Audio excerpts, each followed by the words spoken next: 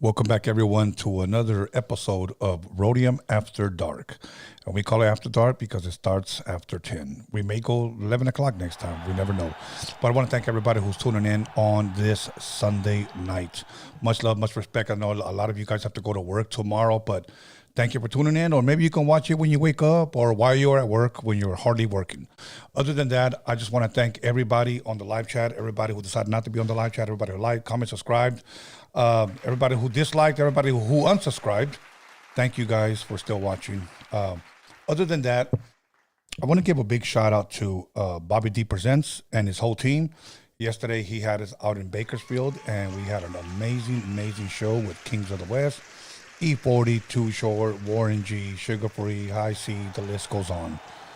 We had a great time, and I want to thank the people of Bakersfield because I've been going to Bakersfield since like the 90s. I've done a lot of shows in Bakersfield, and it's always been all love, like all love. So I just want to give a shout out to Bakersfield, Bobby D Presents, and to Bobby T's team for the hospitality. Much love, respect. Thank you. There's going to be more shows coming. I'll be announcing them soon. You know, I put everything on my community. If you don't follow me at Tony Either Way is on Instagram. But talking about Instagram, I want to give a shout out to Harbor Deep Clothing. They're the ones that blessed me with this women's shirt.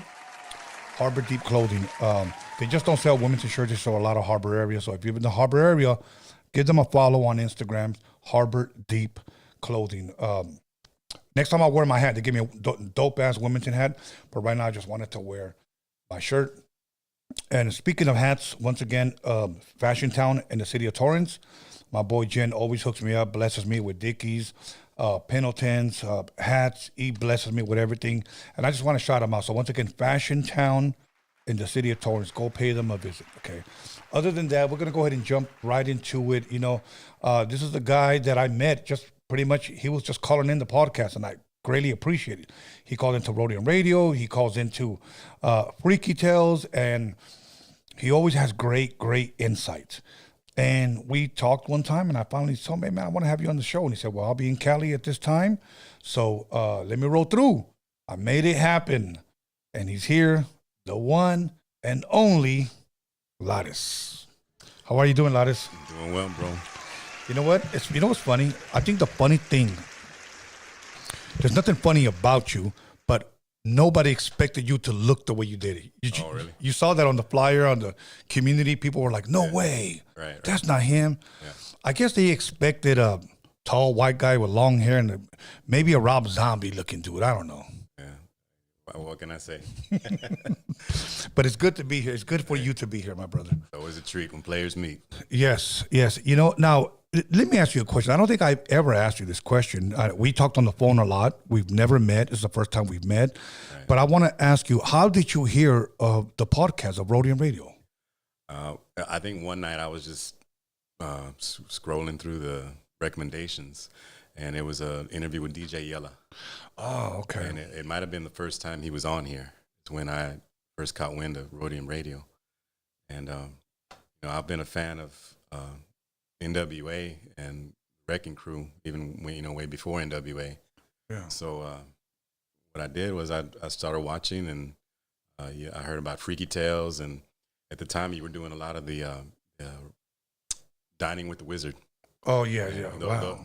That show was one of my favorites. Really? Yeah, and just started watching from there. You know, I always try to I looked at Tony Vision because everybody says, how come your page is not called Roadium Radio? I always looked at Tony Vision as more of a company where I can have, for example, I'm a big ESPN fan. ESPN has PTI. They used to have a show called Cold Pizza, Skip Bayless, and, you know, Shannon Sharp when they had theirs. Right. So I saw Tony Vision like Drinking with the Wizard, Dining with the Wizard, you know, Roadium Radio, Bible Talk, etc. Right. You know, verse for verse. So I saw it more like a channel with different episodes or different type of shows, like, if you will. So that's what I wanted to do. So I've always was trying to find ways to revamp, and it's always usually when I wake up, I take a nap. I take one of them old man naps. Yeah. You know, I wake up and I just thought, I feel like eating today. I want to eat and just chop it up with somebody. Right. And I want to ask that person, do you cook a lot? What's your favorite food and that type of shit. So Yeah. Well, I almost suggested we do a what? No, if you could just speak closer to your mic. Oh, yeah. I almost suggested we'd do a Dining with the Wizard. That way I could have got something to eat. Oh, yeah. Well, hopefully you ate before you came because we got some nice whiskey waiting right here. Oh, man. yeah. But yeah, man, you know what? Whenever you're in town, I would love to do a Dining with the Wizard with you. And the way the show runs, you tell me what you like to eat, tell me what you like to drink, and we get it and we eat it live and we just chop it up. Yeah. So, but that's a show that we really don't take calls. Like a lot of people, because I used to do it with a lot of women. So guys are like, Tony's just bringing us on his date. Oh, yeah. That's what they're like. Yeah, I am. So, but it was a cool show, man. So now, Ladis, where originally are you from? If I'm correct, I think you're originally from Texas. Right. Fill us in, please. Born in West Texas. Okay. San Angelo. It's a little. It's a frontier town. It started out that way anyway. It's in the middle of nowhere. The closest major city we got out there is Midland, Odessa. Oh. And that's a big town for the oil industry. So just a little history on San Angelo. About 100 years ago or so, they started building it up. And like I said, it was a frontier town. It wasn't a place where people moved to go to live. It's a place that you rode through on your horse and wagon if you needed provisions, if you needed to see a doctor, if you needed a saloon, if you needed a brothel. Wow. We got a brothel that's still there. It's not for that purpose anymore. It's a cafe now, but they still got the original building there. And an interesting story about that, they got tunnels underneath the brothel leading to the bank, to where it used to be the general store. Wow. And the purpose behind that was so the men could go, play it off like they're going to the bank, go under the building and make their way to the brothel and go get them a piece. All right. Piece of pie. Yeah. Go back out through the tunnel, come out through the bank like they just conducted business. Got a loan. So instead they made a deposit. Yeah. But it was originally called Santa Angela. Okay. But an interesting thing about it, and I still don't understand it completely, is the U.S. Postal Service wouldn't give us a zip code until they made it the male derivation. They wanted it a male name, so they changed it to San Angelo. Oh, wow. So then they gave us a zip code.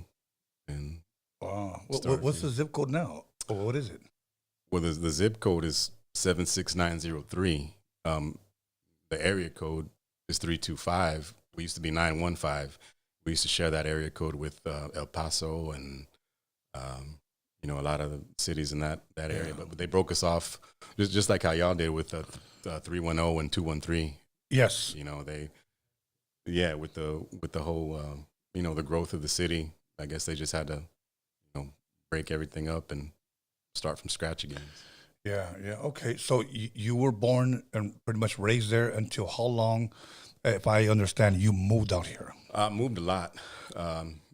Probably moved to I moved to Lubbock when I was about 3 years old. Okay. And the reason we moved around a lot is because my dad he's in the newspaper industry, business. He started out as a reporter in San Angelo, working for the Standard Times newspaper. And this was in the mid '70s, and by the time I was born, when I turned about 3 years old, we moved to Lubbock. After that, we moved to Albuquerque, New Mexico. He got a job with the Tribune, Albuquerque Tribune. From there, we moved to Dallas. He was with the Dallas Morning News. From there, we moved to Albuquerque. He was with the paper out there. Albuquerque. We moved. I might have got it backwards. We moved from Albuquerque to Dallas. Dallas back to New Mexico, Santa Fe. And then from Santa Fe to California, where he got a job at the LA Times. Wow. He was working at the Costa Mesa branch. Okay. And he used to commute because we lived in Mission Viejo, which is out there near San Juan Capistrano and San Clemente. Yeah. And so we moved around a lot. About every 2 years or so, I was in a new school until I was in high school. Wow.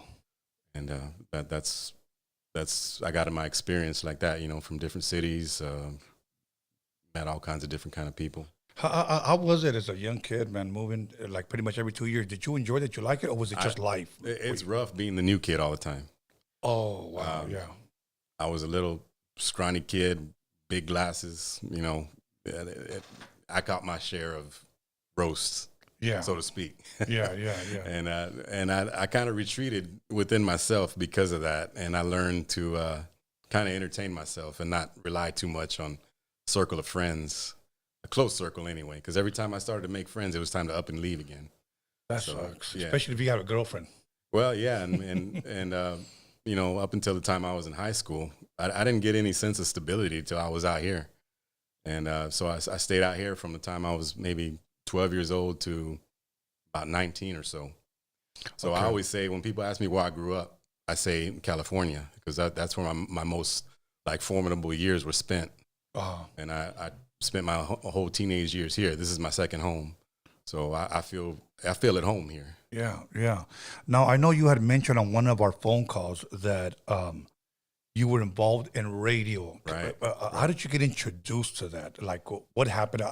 How did you end up at radio? Well, I've always been a fan of radio ever since I was about 6 years old. Out in Albuquerque, we had a station called KUNM. Okay. That was a college radio station. And they had a mix show. DJ, I don't know if he was doing it live or just had some mixtapes, but he was doing the popular rap of the time. And I started from, I found it just by skimming the radio station, just by tuning in, just randomly. So I'd get my little cassette tape, my tape recorder, and record the shows. And I'd take the tapes to school, and we had a teacher that used to let us use the boombox there during the recess. And we put the tapes in and put the cardboard on the ground, and the older kids would break dance. I tried my hand at it when I was quite young, but never got too good at it. Right. But it was fun, listening to the music and growing up back then when break dancing was the thing, popping, pop locking, break dancing. Yeah. So I got into radio that way. When I got in actively in radio, I was about. It was pretty early. I found a station out in Orange County. It's called KSBR out of Saddleback College. And there was a guy out there playing funk music. And I found him just by chance because he went on late night from 1 a.m. to 5 in the morning. And he would play Parliament Funkadelic and everything related to George Clinton and Parliament Funkadelic. Yeah. So I called up that station, and just like I started calling you up, I was a regular. I call in and request, and we got to talking, and he invited me to come sit in because he knew I was a young kid, and I wanted to get into radio. I was amazed by it. I was fascinated by on-air personalities and just the whole love of music.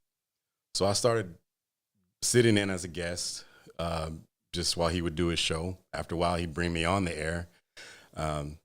I'd, come on and do a little set with him and back announce.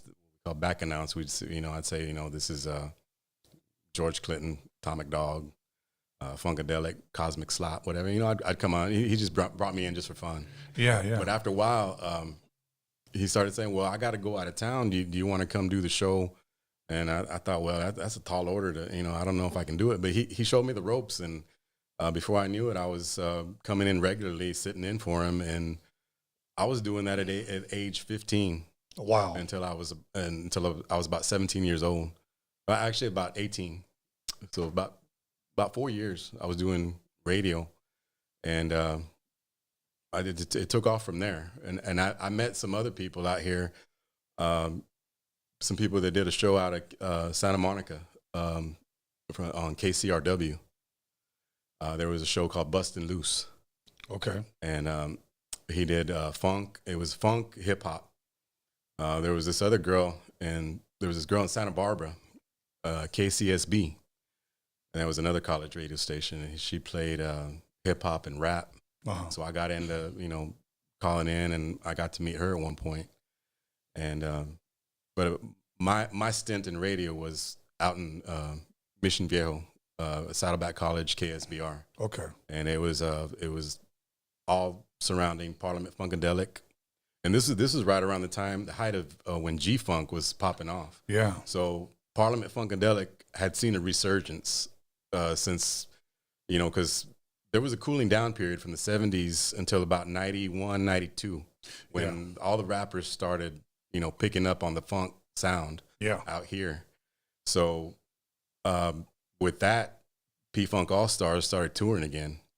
And our show got popular. It was called the Funk Hour. And it took off from there, and it's been P-Funk and G-Funk out here in California ever since about that time, 91, 92. Yeah. So there was a time where you lived out here for a couple of years, and then you moved back to Texas. Yeah, well, I was about 19, almost 20 years old. And you were still in radio, okay? Yeah, I didn't continue it out there because I didn't know anybody, that was my next question. Yeah, I just took some college courses out there and just kind of, I was doing mobile DJing though.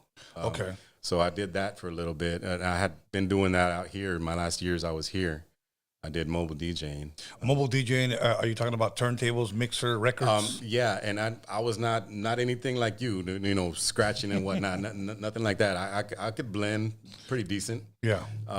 But it was mostly just doing parties. People would hire me to do a quinceañera, a party, a house party. And, it was a lot different back then because we didn't do the whole thing with the phone.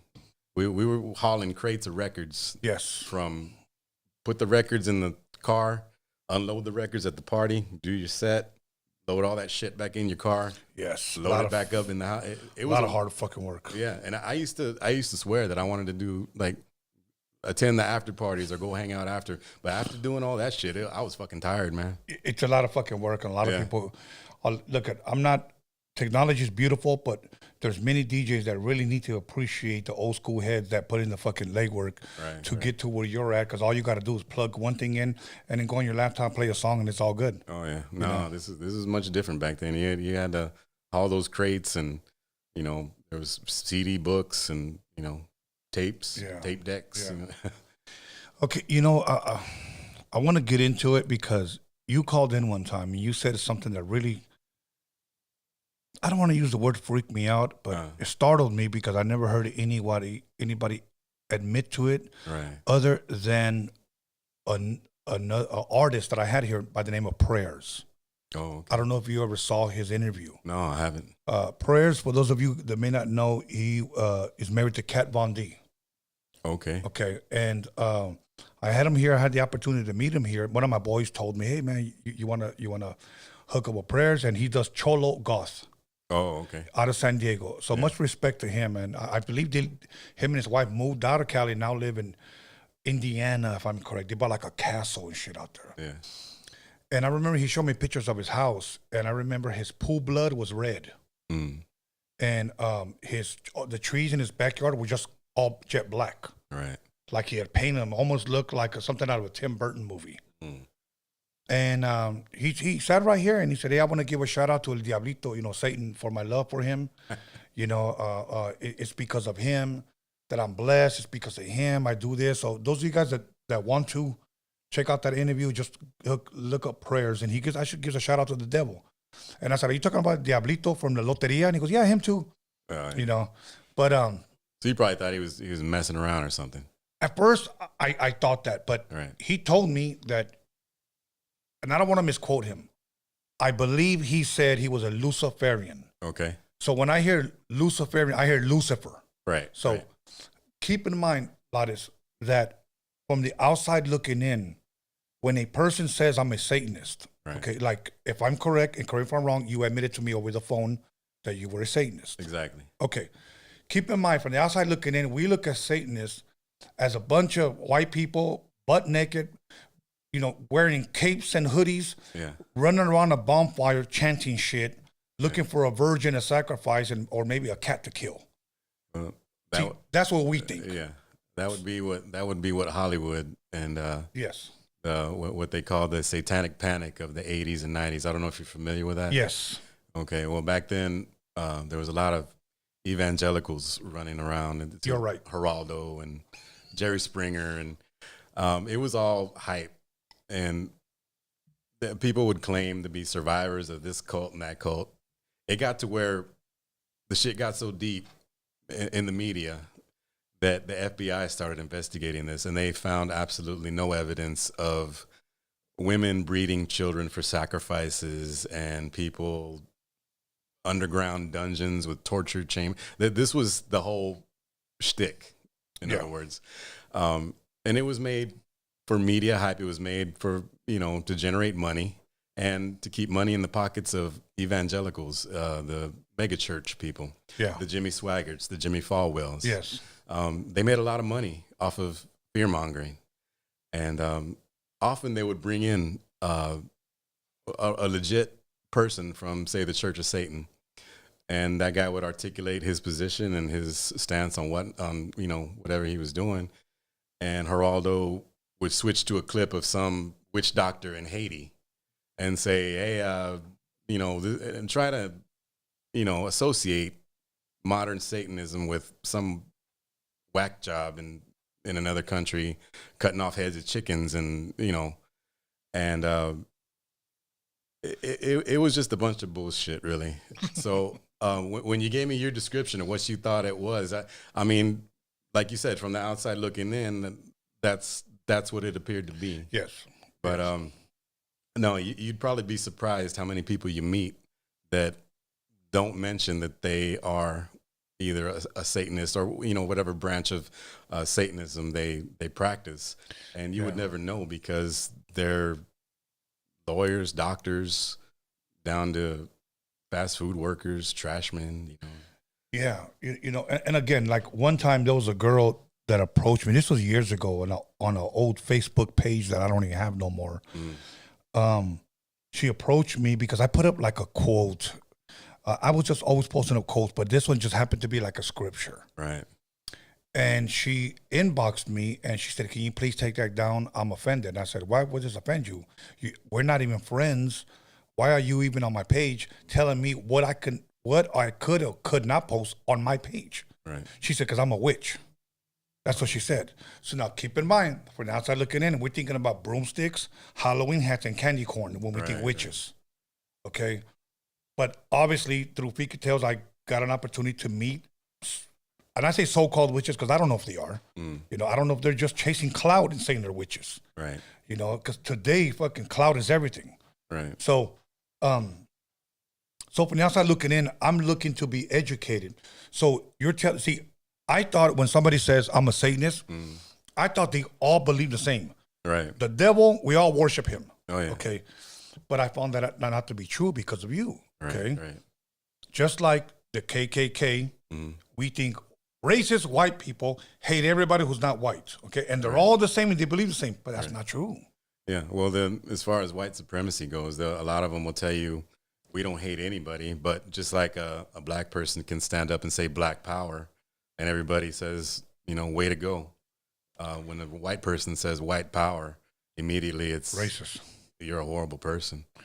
Now, I can't speak for them, but it seems like a double standard. It is. It is. To a certain extent, it is. I mean, I understand because I know black people that are not, if you will, racist. Well, I don't even want to use that word, but they'll say black power because they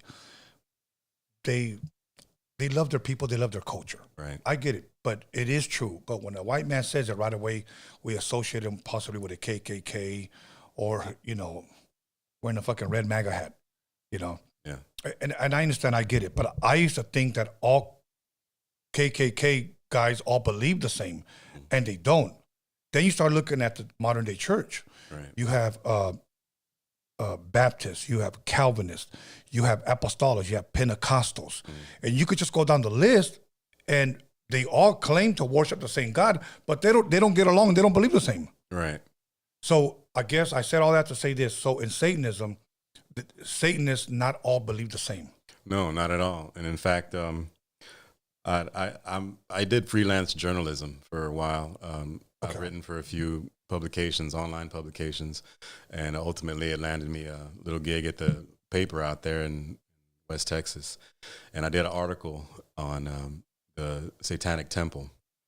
And usually a journalist will go in and ask, they'll already know about the material they're researching and the people they're interviewing. I knew very little about them. I wanted to find out more, and that was my motivation to reach out to the guy who runs it out there. His name is Lucien Graves, and he was in the news at the time for wanting to put that Baphomet statue at the courthouse. I believe it was in Oklahoma, if I'm not mistaken. Now, what I couldn't get, because he's a theistic Satanist, what I didn't understand was he wanted to put this Baphomet statue next to a Ten Commandment monument. Now, from my point of view, that's, he says he's a Satanist, but if you're doing that, you're just being the same, you're being the different side of the same coin. One side, you got Christianity. On the other side, he wants to be the other side. As far as LaVeyan Satanists, modern Satanists, we have no interest in aligning ourselves, being the Joker to their Batman, so to speak.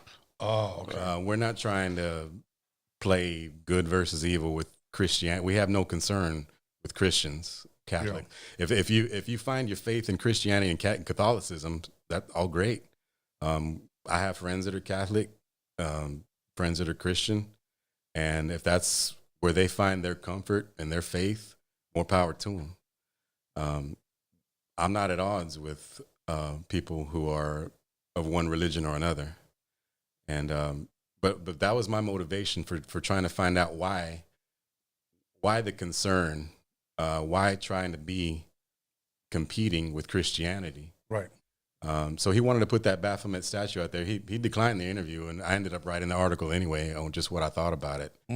And there cannot be religious pluralism, which means coexisting, when you have that trying to one up each other all the time. There's no need for a Baphomet statue. I don't see any need for the Ten Commandments statue, but it's there. But for him to move forward with the statue, it just seemed like a pissing contest. In other words, yeah. Did he end it? He never succeeded, did he? I believe they ended up putting it somewhere. I'm not sure where it ended up, but modern Satanists, the people who are members of the Church of Satan, founded by Anton LaVey, right? They think it's just bullshit. It's okay. Like I said, it's a pissing contest. It's I can do this better than you. Oh yeah. So what you're telling me right now is that in Satanism, there's people that are trying to one up each other. Well, yeah, so to speak, and even within LaVeyan Satanism, there's something that they say that there's no satanic community, and there's a reason for that, because Satanism is a religion of the individual. Everybody's got different goals, different aspirations. If you got a group of Satanists in this room, very few of them would get along or find any common ground. Oh, wow. Because everybody's pursuing their own path in life. And that's what it's about. It's about making your own values, finding your own niche in life. Religious people, Judeo-Christianity in particular, they like to draw an image of man as they see it. Uh-huh. They hold up that image and say, behold, man. Satanism is a framework. It's up to the individual to provide the picture. There is no right or wrong way. That doesn't mean you go ape shit and create chaos out there. We believe that you should pursue your passions. You should indulge in what you like, what you love, so long as you're not hurting anybody, so long as you're not interfering. You're not a shit starter. You can do your thing. You can voice your opinions, but you're not out there making an ass of yourself. You're not out there condemning the next man for being something or not being something. Right. So it's a religion of individualism, rational self-interest, egoism. I should say there's a lot of egoism in it. That doesn't mean you're stuck up or anything. It just means you put yourself as the center of your world. Yeah. Yeah. Okay. Now, correct me if I'm wrong. And as far as your research, did LaVey, did he believe in an actual devil, like a person existed? No, it was all tongue in cheek. It was it's a metaphor. Okay. Just like the Toronto Blue Jays, they're a baseball team. They're not a bunch of birds. Okay. So he used Satan. Satan in Hebrew means the adversary. Mm-hmm. And Satanists see themselves as the adversary of mediocrity, of the status quo, of herd conformity. So Satan was a metaphor and a moniker used for what he called the church. Now, the church is not a physical building. Mm-hmm. It's an ideal, and he built it on that. Okay. Now, all right. I've met Jehovah's Witnesses that believe that, I guess, God is like a force. Right. That's what they would say. Then I met one guy that called himself a Satanist. I don't even know if he ever really was, and he said that what he believes, doesn't believe in a fallen angel like Lucifer. Right. He believes that Satan, what he believes is a force. That's what he said. Right. I meet another guy. This is where I started finding out that people believe different.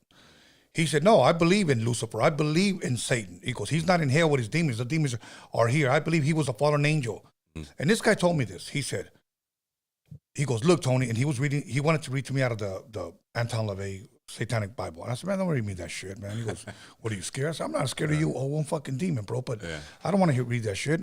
So he tells me, look, Tony, we believe that Jesus died on the cross for our sins. That's what he said. He said, my Satanist group. Right. What I believe, we believe he died on the cross for our sins, and we believe that people are going to go to heaven, and we believe people are going to go to hell. The thing is that we believe that Satan has a compartment in hell for us where we're not going to be tortured, we're not going to be tormented, but there will be people tormented there. Mm. I was like, wow, okay. But that was different from this guy. And then now, from what you're telling me, this is like a third different belief in Satanism. And I'm kind of glad that we're being a little educated because, again, we always thought you guys kneel down, wear hoodies, and worship Hail Satan, and Lucifer shows up. No, one of the satanic tenets is that Satanism demands study, not worship. We're in a quest for knowledge, undefiled wisdom. We don't kneel to anybody. We don't bow our head to anybody. We worship anything, it's the man in the mirror. We are the center of our universe, and that's fine. I mean, like I said, as long as you're not hurting anybody, right? And and as far as the whole folklore behind it,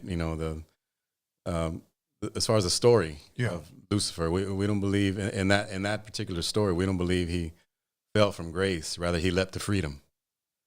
That's what we gather from that story. Okay. So it's not a tragic story of a guy who's missing out because he's not floating around with Jesus anymore. He did what he wanted to do and he broke free and he's doing his own thing. I wanted to ask you, were you ever raised in the church before? No, not especially. My dad is not particularly religious. He came from a long line of Catholics, from what I understand, and my mom, she calls herself a Christian. We've been to church. I got nothing out of it personally when I was a kid. But it did no harm to me, and I'm not afraid I'm gonna melt if I come in contact with holy water or anything. And I can pick up a Bible and read it without thinking I'm gonna get possessed by it. Whereas people are scared of the Satanic Bible. Now, if you think you're going to pick up the Satanic Bible and find a list of spells and things that are going to jump out, and you're going to be greatly disappointed because it's a philosophy. First and foremost, it's a belief system. And you read Anton LaVey's work? Oh yeah, he's got several books out there, and several of his of the people who are affiliated with the church have books too. Okay, and it's a philosophy. It's a belief system. It's not a whole lot of hocus pocus and Hollywood bullshit. Sensationalism is what. That's not at all what it is. Okay. Now, let me ask you this, and this is I believe this is a fair question because, well, let me give you why I'm asking you. Because I had a guy here named Brian Clune. People consider himself a paranormal expert. Right. He doesn't consider himself that, but people do because he's been doing it for 25 years and he's wrote a lot of books. Right. And it's crazy how he said, and I'll give you this little nugget. He said, he goes, and Tony, I've never experienced anything paranormal.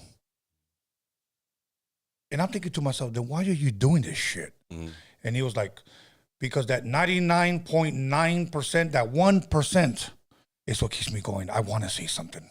Oh, yeah. Okay, so he said he's never experienced. And then so I'm thinking to myself, why would I want to read your damn books if you've never even experienced shit? Okay? Yeah. So I asked him about, have you ever came across, because we talked about ghosts, what are they? Orbs, and then I just happened to bring up Satanist. Yeah. And he said, hey, man, he goes, Satanist got a lot of bad rap. He goes, I got a lot of good friends that are good people that are Satanists. Yeah. And I tripped out because I've never heard anybody talk good about a damn Satanist. Right. So I was like, are you serious? He goes, yeah, man. He goes, I'm going to say, hello to some of my Satanist friends. Yeah. And I think he's pulling my leg. Well, the word Satanist and Satanism itself, it's a bullshit filter. And by that, I mean, it scares off all the right people. If you're scared to sit down with me or talk to me or anybody else who, subscribes to this particular belief system, right? And you think images of demons and, something you see out of a horror movie, then all good, because I don't want to be with you. I don't want to associate with you in the first place. So it's a bullshit filter. It scares off all the right people. And those who do seek it out with an open mind and want to learn something, I welcome that. We can talk philosophy. We can talk current events. And more often than not, you're going to find we have more common ground other than the fact that, Satanism versus Christianity or Catholic, whatever it might be. Okay. All right. Now, so here's my question. Somewhat of a two-part question. So you don't believe in this devil guy, like Lucifer? Not a physical being. Okay. No. Okay. My second part of the question is, what do you believe happens when you pass away? Lights out. And you cease to exist? Well, I'll answer it like this. I think at best, this is probably fair to say about everybody. At best, we all have to be agnostic.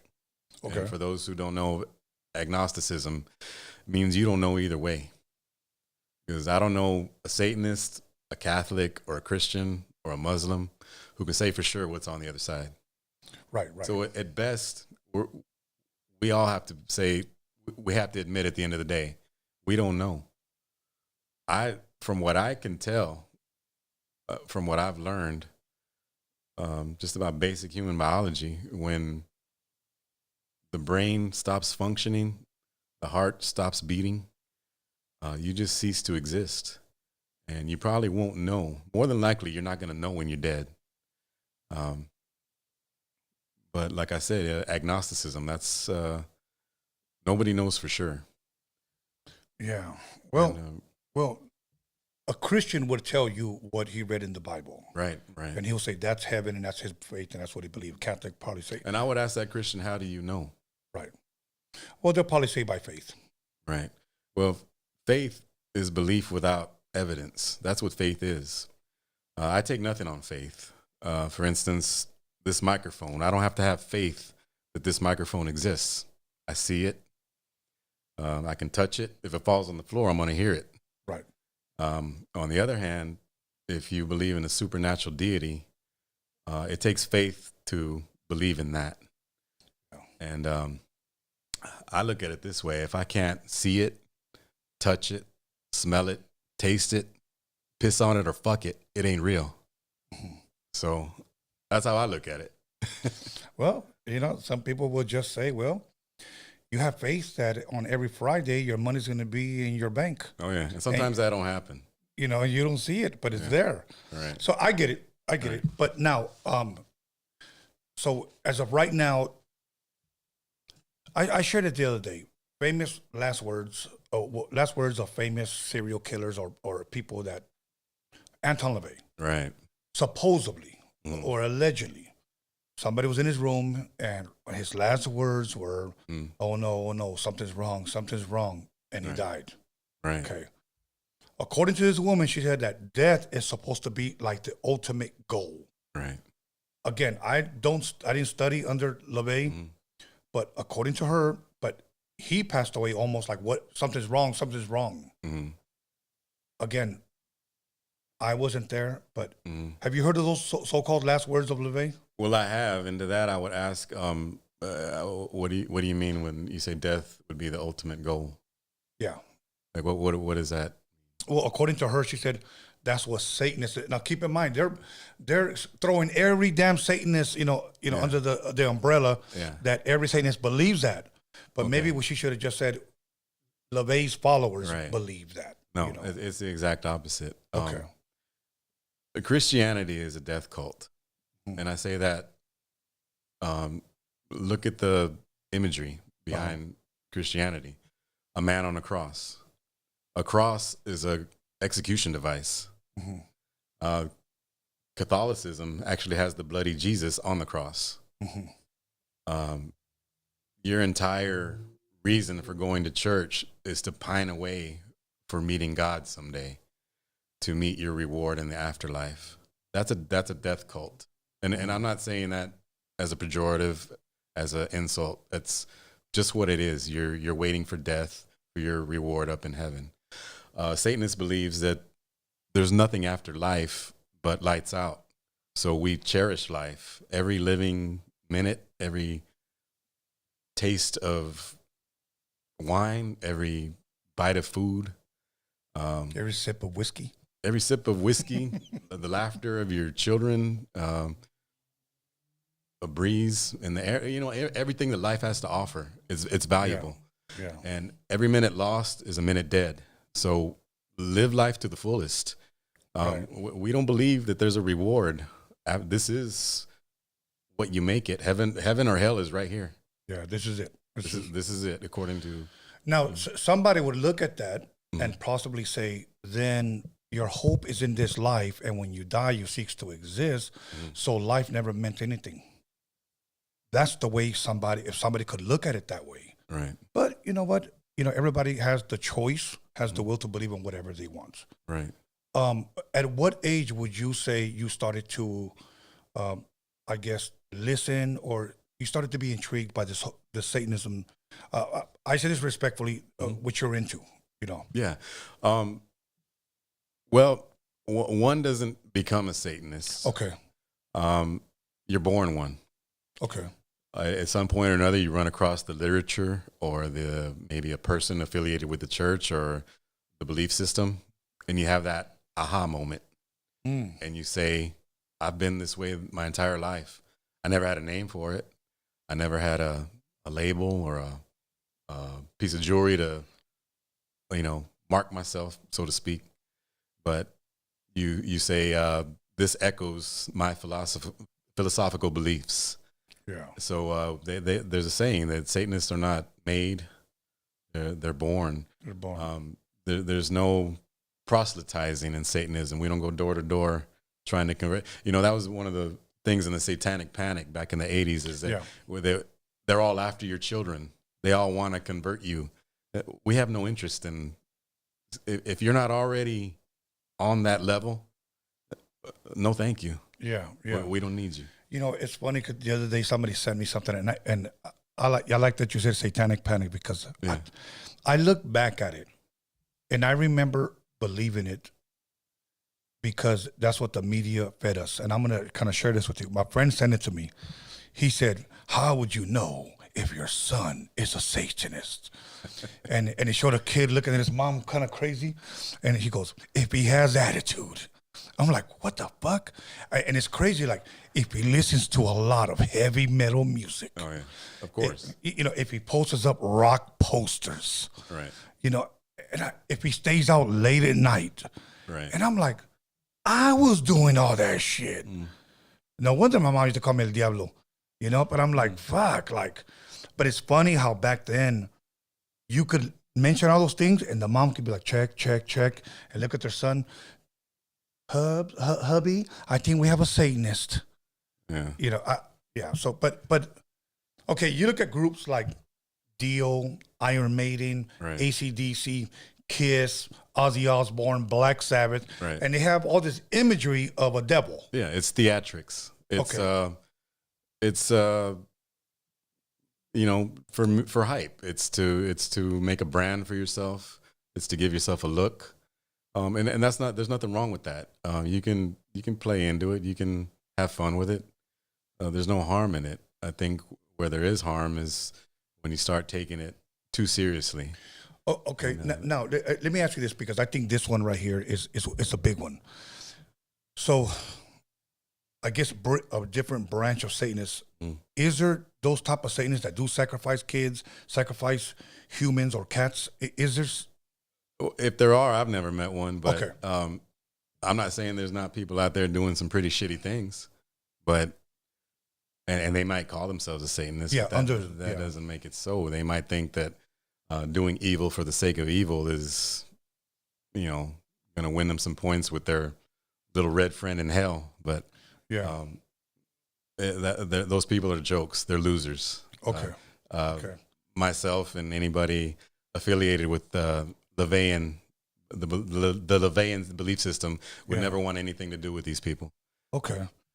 Now, again, you consider yourself a Satanist, and then there's people that consider themselves Luciferians. Right. Do you know the difference? I don't know. A Luciferian is theistic. They believe in the little red horned guy. Oh, okay. LaVeyan is, like I said, it's a metaphor. So he believes differently than LaVeyan believes differently from a Luciferian. Right, a Luciferian, and that's not to say Luciferians are bad people. They just believe in a anthropomorphic deity, a living, breathing being, Walking, talking. Yeah, who can jump out and possess you at any moment, or send his hordes of demons after you. That's not the game we play, though. Okay. See, now that you brought that up, so you don't believe also that there's no demons, nothing like that at all. Like nobody can be demon possessed. I don't know. Oh, okay. Yeah, like I said, that's where agnosticism comes in. I don't claim to know. Okay. I think it'd be pretty arrogant to say it's one way or the other. And a lot of people do take that stance. They say that yes, there is a God. Yes, there is a devil. There are demons. There is possession. In most cases of possession have just been found to be mental illness. And but people call it possession. How long now have you been a Satanist? Well, like I said, I think I've been that way all my life. Okay. But if you're saying like when I had that moment, when I'd say maybe in my late teens or so, I came across the literature. Okay. I started reading it and just found my own sentiments and philosophical views echoed within the writings of LaVey and associates. Have you ever read any Aleister stuff? Not in depth, but Okay. Aleister Crowley is who you're speaking of. Correct. Yeah. No, he was a magician. He practiced black magic, and I've not studied him in depth, but he precludes LaVey about maybe 50 years or so. Yeah. So he was around a while back before there was the pentagram as we know it with the goat and. Okay. Now, what the hell is it? Richard Ramirez, the Night Stalker. Hail Satan. That's what he was popular for. Yeah. He reminds me of some kid in high school that just never grew out of his need to impress people. So you think that's all it was just some bullshit for him? Like, Well, he's far from satanic because there's nothing satanic about rotting in a cage and drawing on your hand. And right. He accomplished nothing in life. So I have no respect or reverence for somebody like that. You know what's crazy about that? My youngest son is 23 years old, okay? Mm. And according to the information that was given to us about Richard Ramirez and me speaking to Gil Carrillo, the retired detective that helped bring Richard Ramirez to justice, that he had been doing it for a long time. Right. Now, I bring up my son because he's 23 years old. Richard Ramirez, when he got caught, was 25. Mm. And I look and I'm like, wow, you were doing that when you were 23, when you were my son's age? Like, and being 25, you're a youngster, you're a young man. Yeah. That was the hard part, because as a kid, you know, you're thinking that he's 25, he's older. No, now that I'm older, looking back, he was a kid. Well, see, he could have chose a different route and made something of himself instead of going and harming people, innocent people. Yeah, which is wrong. No matter what your beliefs are, you just right. That's not right. And he could have chose a different route, and he ended up dying in prison. And I mean, I know that there's a kind of a mystique behind who he was and what he believed in, but behind all that there was probably not much up here. Yeah. Okay, now, hypothetical scenario: you meet a guy somewhere, you tell him about, you know, what your beliefs are, and he tells me, "Hey, Lattice, thought about it, man. I want to be a Satanist." Yeah. You know, what would be the proper steps to walk him through? Well, first of all, I wouldn't walk him through. I would kind of just probably laugh it off and change the subject. I mean, like, no, what if you say, "I'm serious, I want to get jumped in"? Like, Yeah, well, I would say pick up a few books, and I'd probably recommend them a reading list. okay, Because who knows? Maybe he'd find the same right, value in it that I did, but chances are, if somebody comes up to you and says, "Hey, no, they're not that kind of material. They're not made like that." yeah. You know? Alex, I believe did you have a question? Yeah, I had a question. It's actually pretty good, I think. Okay, so let's say you know somebody that's living that lifestyle that you're, you know, like you see his mentality and everything, he just doesn't. So that's probably the person that you'd be like, okay, like you'd probably show him, like, because you already know, like like you said, you have to see, like, it's a lifestyle basically, right? Right. So, like you said, you might not know that you're living this lifestyle, and this lifestyle is actually Satanism, or do you have to believe it in order for it to be Satanism? So, let's say before you found out, were you already a Satanist? Well, no, I guess I would say I didn't call myself that. Yeah. I just found a common ground in the beliefs. Okay. And I guess that could happen with people of other religions too. People who aren't necessarily Christian, they might believe in the teachings of Jesus. Yeah. And because there's a lot of people who are non-affiliated. They're not affiliated with a church, but they're believers. Yeah. And they say, I don't call myself a Christian, but I'm a believer, and I believe I've been saved, or I want to be saved. Yeah. And they follow that path. So I suppose it can work either way for any belief system. Okay. And you don't necessarily have to take the name to play the game. Okay. So now here's another one, and then we'll move on. okay. Okay.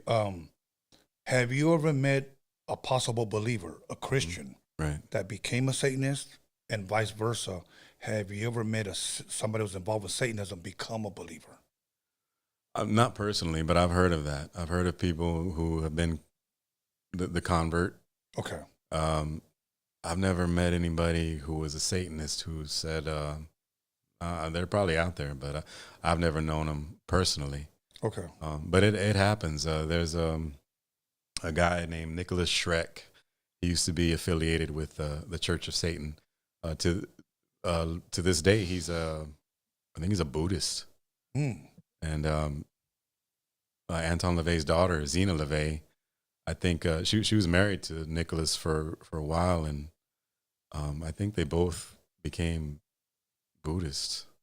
And I mean, more power to them. I mean, if that's where they are in this stage of life, maybe they found some kind of personal growth in it, or but everybody's got to choose their own. There's no formula. Right. Where does a Satanist get his morals from? if you were to ask a Christian, he would say, well, we look at God's moral law and the 10 Commandments, and it's don't lie, don't steal, don't kill, etc. Where would a Satanist get his morals from? Common sense. Okay. We don't believe that morality should be prepackaged and handed to you. You make your own value system in life. Like I said, Satanism is the framework, but it's up to you to provide the picture. You are the masterpiece of that individual image. And so you can believe very much the same as a Christian in doing good to others and,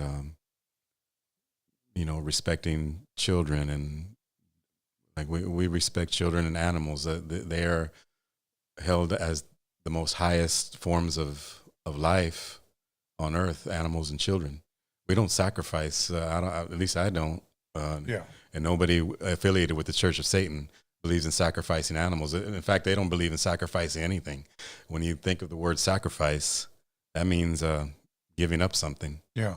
I'm not giving up anything to anybody. I feel I don't have to. Okay. Now we're gonna go ahead and switch channels here now. All right.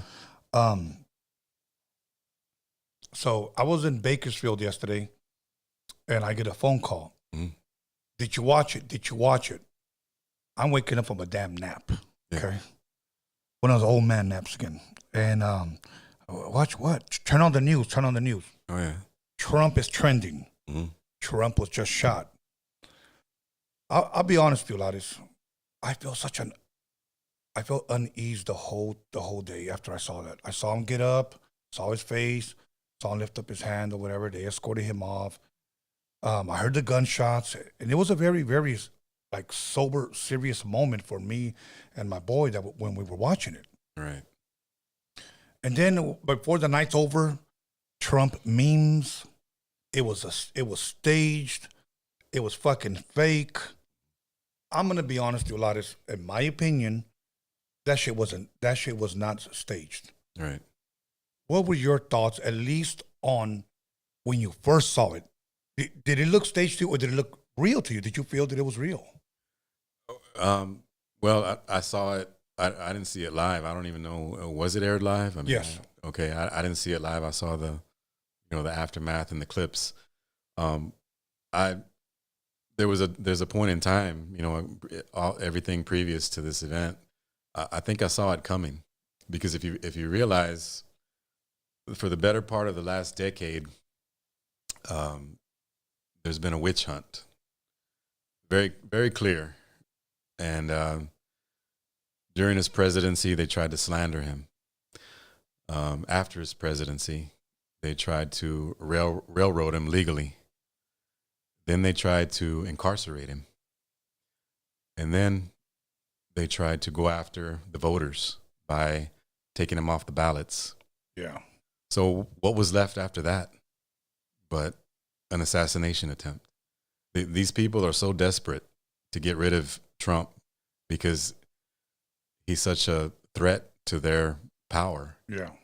The Democrats, that's their main goal, is power, to hold on to it no matter what.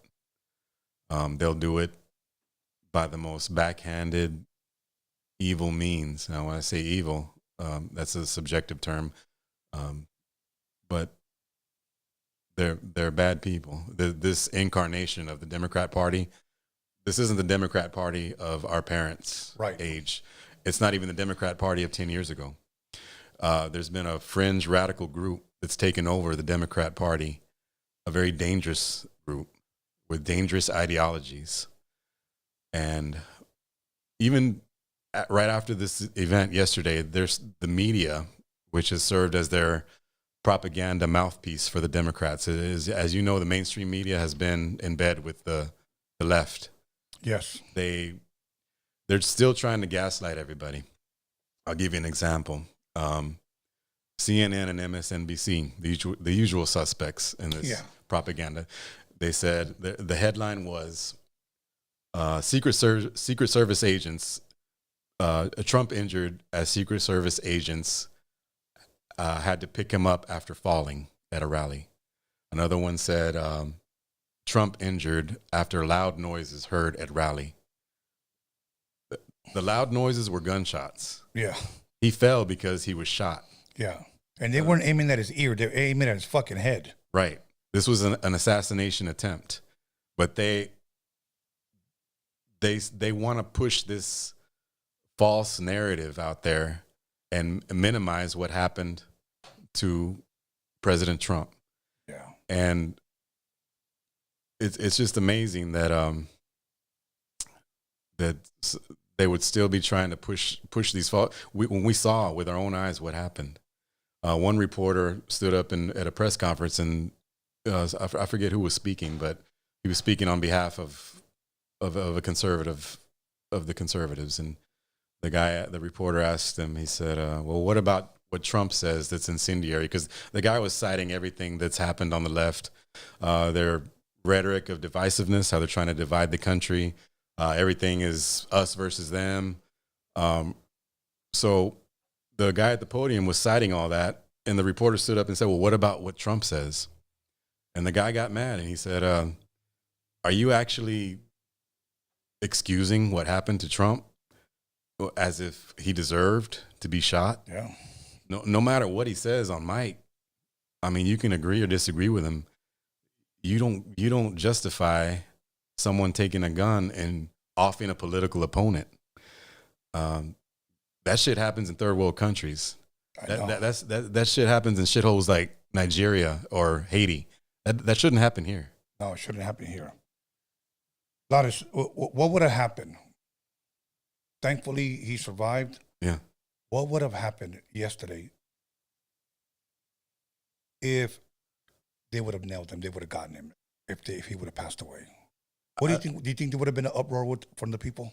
There would have been an uproar, and I think it would have been hit and miss. You know, as far as maybe violent uprisings, maybe retaliatory strikes at this party or that party, wherever the blame was placed. Who knows? But yeah, human beings are creatures of conceptual and perceptual consciousness, and through the perceptions and through the perceptions that we have, we derive symbols. And if you look at the symbols that have been projected on Trump and the labels that have been projected on him: tyrant, threat to the democracy, dictator, Hitler. You drum these images in the heads of the left's idiot followers. You drum that image into their heads enough, they're gonna start believing it. And what do we do with tyrants? How do we treat dictators? And I think that's what they wanted. They wanted the left wants something to happen to Trump. You look at politicians like Maxine Waters. She said, if you see a Trump supporter, and this was 2020 or so, she says, if you see a Trump supporter, get in their face. Let them know they're not welcomed. The governor of New York, Holcomb, I think her name is, she says, you're not welcomed in New York if you're MAGA, if you're a Trump supporter. She's saying this to other Americans. Biden, a few days ago, about a week or so ago, was quoted as saying, we need to keep Trump in the bullseye. When you say language like that, yeah, that's incendiary. That's enough to get a knock on the door by the FBI. Why these people are allowed to? Because can you imagine if Kid Rock, when a conservative, went and said something like Madonna? Yeah, Madonna, when Trump got into office, she said she thought about blowing up the White House. Mm-hmm. The comedian Kathy Griffith held up a head of a bloody Trump, of a fake head. This is where their mind is. They're insane. You look at people like Robert De Niro. Oh, that motherfucker! He pissed me off. Oh, yeah. I don't even want to watch him in fucking gangster movies anymore. No, he's turned into a crazy old man. He's no longer the great Robert De Niro. He's crazy Bobby De Niro. You know? Yeah, yeah. Alyssa Milano, same thing. Oh man, I used to have the hots for her. Fuck her now. Yeah, and This is the language they're allowed to use. They're, for some reason or another, they're allowed to say incendiary comments that borderline on threats. But the minute we stand up and say that ain't right, we're the terrorists. Yeah. They labeled a group of conservatives, I believe as a church affiliated people. They were protesting abortion. They labeled them terrorists and wanted them to be labeled as terrorists just because they were Christians who didn't agree with abortion. And that's wrong. You shouldn't be given that jacket for your beliefs. You know what, Alex, can you go get us those 2 beers, please? I think it's called fucking Dragon's Milk. We're gonna have some Dragon's Milk right now. All right. Okay. I was trying to find that one, the Jim Beam Devil's Cut. Oh yeah. Okay. Now I was tripping because I know you're a Satanist, but when you I saw Devil's Cut, I'm like, come on, pal. Yeah. So, but what I did, I got a different bottle. Oh yeah. But it happens to be Angels. All good. Angels Envy. Okay. Yeah. All right. Let's go ahead and pop this sucker open. All right. Let's get the party started. But I want to continue. I want to continue the talk about Trump. Now, I don't think, man, and I hope I'm wrong, bro. I really do hope I'm wrong, but I really don't think that this is the last time that they're gonna try this. You know, probably not. You know, I hate to think that some of this is gonna eventually backfire on his family because he's got kids, he's got a young son, he's got a wife. Yeah, man. And all now. Okay. Well, first let me open up this bottle before we start because I want to taste. The guy who's like, "Oh, it goes down good." Here, you can serve yourself on that one. You serve yourself as much as you want, whatever. And I'll serve myself. I'm gonna open up my beer. So this is called Dragon's Milk. It's a stout. I'm not too much I don't know too much about beers. All I know is Pacificos, Modelos, y Coronas. right. Okay. So when it comes to this shit, it's like I like it. Talking to a guy, and this is Dragon's Stout, so Dragon's Milk. That's just, it smells like beer. I'm not gonna sit here like motherfuckers be like, smells rich. Like, motherfucker, I don't know what that shit really. Okay, let's see what this is like. Okay, everybody, so this is called Angel's Envy. Alex, if you ever want some whiskey, I know you're over there sipping on that fucking mic. What's it called? Oh, the twisted tea. Twisted tea. He wants to get twisted. Okay. Before we continue, I want to get this out of the way. Okay. This is for you. Really? I know how much of a Prince fan you are. Oh shit. So, this is the ultimate Prince package. As far as a fan would relate to it as. What you got in here are bootlegs, live concerts, both audio and visual. You got every studio album ever made, plus the instrumental version of every studio album ever made. Oh shit. Music videos, documentaries. You got it all right there. And Really? yeah, this is for you. I just want to get this out of the way of the table here. Oh man, that's beautiful. Yeah, I hope you enjoy it. Should I open it right now or should I wait? Oh well, it's not as big as it looks. It's a hard drive, and but that's the only box I could find. So it's in a bigger box. It's okay. I'll keep all you guys posted on everything because the instrumentals is like my shit right there. Yeah, bro. Yeah. Imagine buying Purple Rain and getting the album as you know it, but all instrumental, stereo quality. And this is culmination of 40 years of collecting. I gave you the best of everything I got in that box right there. Fuck, bro. Thank you, man. Yeah. Thank you, Lattice. Truly appreciate I it. hope you enjoy it, bro. Yes, I will. Down here, but wow, that you just blew my mind. And I'm gonna tell you why, because I contacted somebody that has connections not too long ago, I believe earlier this year. And I said, can I get any Prince instrumentals? And it was nearly impossible. So I was like, fuck. Yeah. All right, so I thought I was asked out. Well, a lot of this collection, it comes from insiders who may or may not have a tape deck running as Prince was recording. May or may not have snuck out a tape at one point or another. May or may not have had a tape deck at a concert, popped it in at the soundboard. And these things have been in circulation forever. But as collectors, we've just been stacking this stuff up. And a lot of it's coming out now, especially now that he's passed. Yeah. And some of the best stuff out there is circulating amongst fans, not what the estate is releasing. Right. They're going to release, re-releases of certain albums, but they're not going to give you the bootlegs. They're not going to give you the live shows. Right. Certainly not the instrumentals. Not the instrumentals. Yeah. Wow. Thank you, my brother. Yeah. Thank you. Okay. Hey, cheers, bro. I want to see how this tastes because the guy said it goes down smooth. It's easy drinking. It's the best shit. He even said, if you don't like it, I'll buy it back from you. Oh no! It is smooth. Actually, it's pretty nice. Okay, let me try the dragon's milk.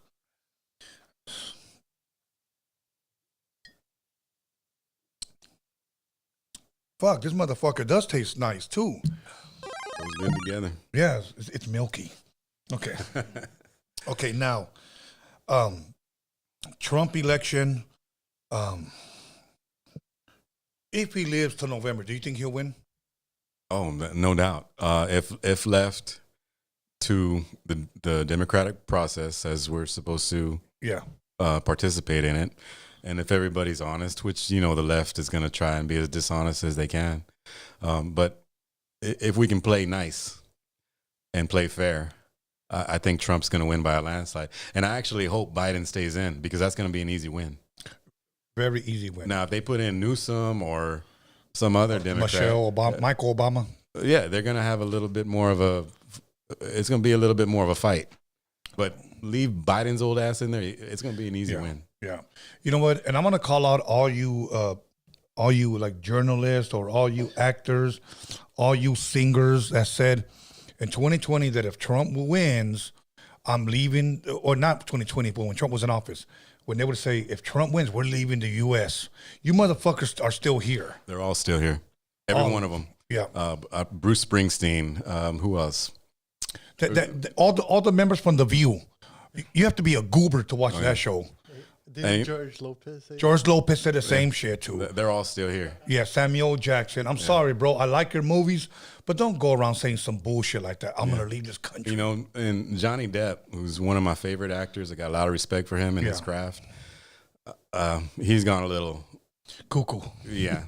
And I was really disappointed to hear.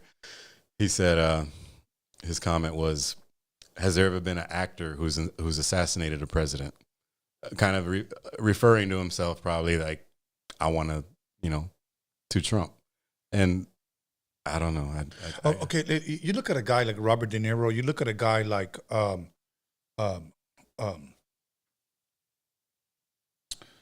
Depp. You look at like Whoopi Goldberg. What's that other lady's name that on the View? The older Joy Behar. Mittler, or what's her last name? Joy Behar. I'm not even sure. Okay, but why do you think, like a Johnny Depp, we'll just take Johnny Depp and like a Robert De Niro. Why do you think they hate Trump so much? What do you think that he does that threatens their careers because they're already fucking filthy rich anyways? I don't know. And I think someday there's going to be a in-depth study on the psychology behind this because it seems to have caught on like wildfire. What they call Trump derangement syndrome. Suddenly, everybody on the left just hated him and hated him with a passion. But if you notice, not one of these people can name why they hate him. Exactly. They throw around racist. Yes. He wants to be a dictator with no evidence to support their claims. I remember when he won, there was people like, they would just scream like for no reason, like in the middle of the crowd, just on their knees, just screaming. And then it got to a point where some lady was smearing like her own feces on like the signs and all the picket signs. And she was just like they got crazy over Trump when he won the first time. Like, and to that point, it was crazy. Yeah. Yeah. And I mean, there's a way to voice your opinion about your dislike for certain candidates or political systems or ideologies, but what we're seeing right now is nothing short of mental illness playing out before our eyes. And what's bad about it is they're normalizing it. They're trying to say we're right because we say we're right. If you notice that everybody thinks with their feelings. They're like a bunch of emotional 14-year-old girls, you know? You know, I'm gonna say this because I know there's people out there watching, thinking where it's fucking serve yourself as much as you want, big dog. Tony the Trump dick rider. I don't fucking ride nobody's dick, okay? But I want to say it this way, and maybe I'm speaking for you, maybe I'm speaking for Alex. Number one, we don't put our hope in man. Right. Trump is not the savior, right? Okay, but that's just, I believe, the best candidate for the president. Right. To be president. That's it. And that's the way it should be. Yeah. But people are like, you're a fucking dick rider. I get this guy on my DM. Oh my God. Every time I post something about Trump. And it's not like I'm going, hurrah for Trump. Right. You know, I'm just like, I'm going to vote for this guy. Okay. But I will also admit that in the past, I talked shit about that guy. I didn't want that guy in fucking office. Right. But you know what? What changed my mind? I started doing my own research and I stopped allowing media to feed me shit to believe things about a certain person that weren't even true. Right. Well, you know, it's just crazy what we're seeing. And like I said, this fringe group that's commandeered the Democrat Party, that's not what we grew up on. Yeah. The Democrats, believe it or not, one time were just a different side of the political spectrum. They weren't this traveling circus of fucking freaks, you know? Yeah. They weren't, like he said, you know, smearing shit everywhere and screaming in the middle of the streets. And now we have the alphabet mafia on the loose. Oh, yeah. You know, especially under this administration. Yeah. The LGBTQ plus prime, you know, and they just keep adding. Pretty soon it's going to be the A, B, C, D, E, F, G, H. Yeah. That's my group. Yeah. Like, fuck. You know? And like, what are your pronouns? Yeah, I wouldn't even know I wouldn't even know how to react to that. And it's funny because now when you fill out a doctor's form, yes, they put that shit on there. You know what I did? What are your pronouns? I put thou. Yeah, and it's like you're wasting my fucking time when I gotta, because you can't leave it blank. Yeah. You gotta check off he, him. Boom, bang, zoom. What gender are you? Male, female? Prefer not to answer. Other cisgender male. Yeah. So we're having to adjust our way of life. Our life. Because of this normalized mental illness that's running rampant in our country. How do you think right now, Trump, you know, an attempt assassination, how do you think these other countries around us look at us? Do they think these guys are fucking joke? They're laughing at us. Yes. They see us as weak. Our military has gotten a lot weaker as Biden has come into office. He's made substantial cuts in the budget. Yeah. And except when it comes to Ukraine, you know. Oh God. That's why many of us can hardly afford to, you know, do anything anymore because of all our money's going over there. And for what? You know, they like to throw around the word Nazi a lot, but I don't know if you know this, but one of the main factions out there in Ukraine are Nazi sympathizers. That's something you should look up. It's a very real thing and something that's avoided here in the media. It's a totalitarian regime out there. They're Nazi sympathizers. And we're giving money to them. Yeah, we're giving money to them to fuck. Yeah. But at the same time, you know, I got to play devil's advocate. And I got to say this because I don't agree with everything that happens on the right either. And I have to agree with you too. I don't agree with anything that's going on with Israel. I don't support Israel. Mm-hmm. Israel has been a thorn in the side of this world for over 5,000 years. Uh-huh. They're the chief shit starters in this world, as far as I'm concerned. They start just about every war. You follow the money, it all leads back to Israel. During the height of the school shootings that were happening, I hope we can get into that in a little bit too. Yeah. Obama was seeking advice from Netanyahu. Now, why would American policy, why would we want a foreign leader to influence American policy on gun control? For people that don't know who he's talking about Israel's Prime Minister, Benjamin Netanyahu. And for those who, support Israel blindly, I would suggest you look up the Balfour Accord of 1948. The Palestinians allowed Jewish people who had nowhere to go to move there, to move on their little plots of land. Yeah. And May 14th, 1948. The Balfour Accord, 1948. And what ended up happening is the Jews who moved there ended up trying to extinguish every semblance of Palestinian life within their reach. They wanted to make it a complete state of Israel and expel as many Palestinians by force from their own land. Mm-hmm.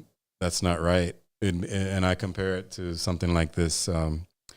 Let's say you own a home, you got a guest house in your backyard. Right. You invite some people who are down and out to live in the guest house. Well, after a while, they start coming over to your house. After a while, they invite some friends. Before long, they move you into your garage, and they own your house. And when you try and move back in your house, you're called an invader. Mm-hmm. That's basically what's happened out there in Israel. That's not their land.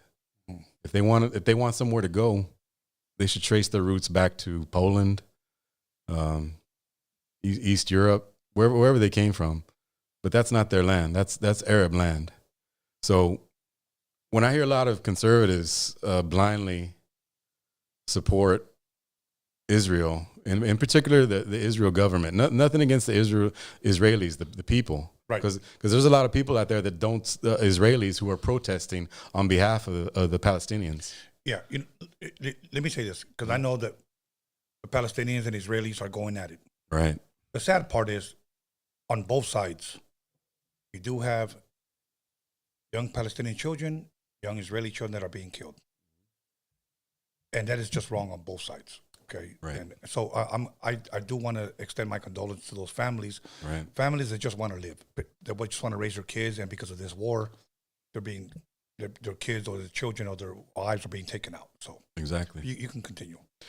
Well, yeah, like I said, that's not their land, and if they can't coexist with the people mm-hmm. who are native to that area, they need to seek a homeland elsewhere, like I said, in their native countries, because right.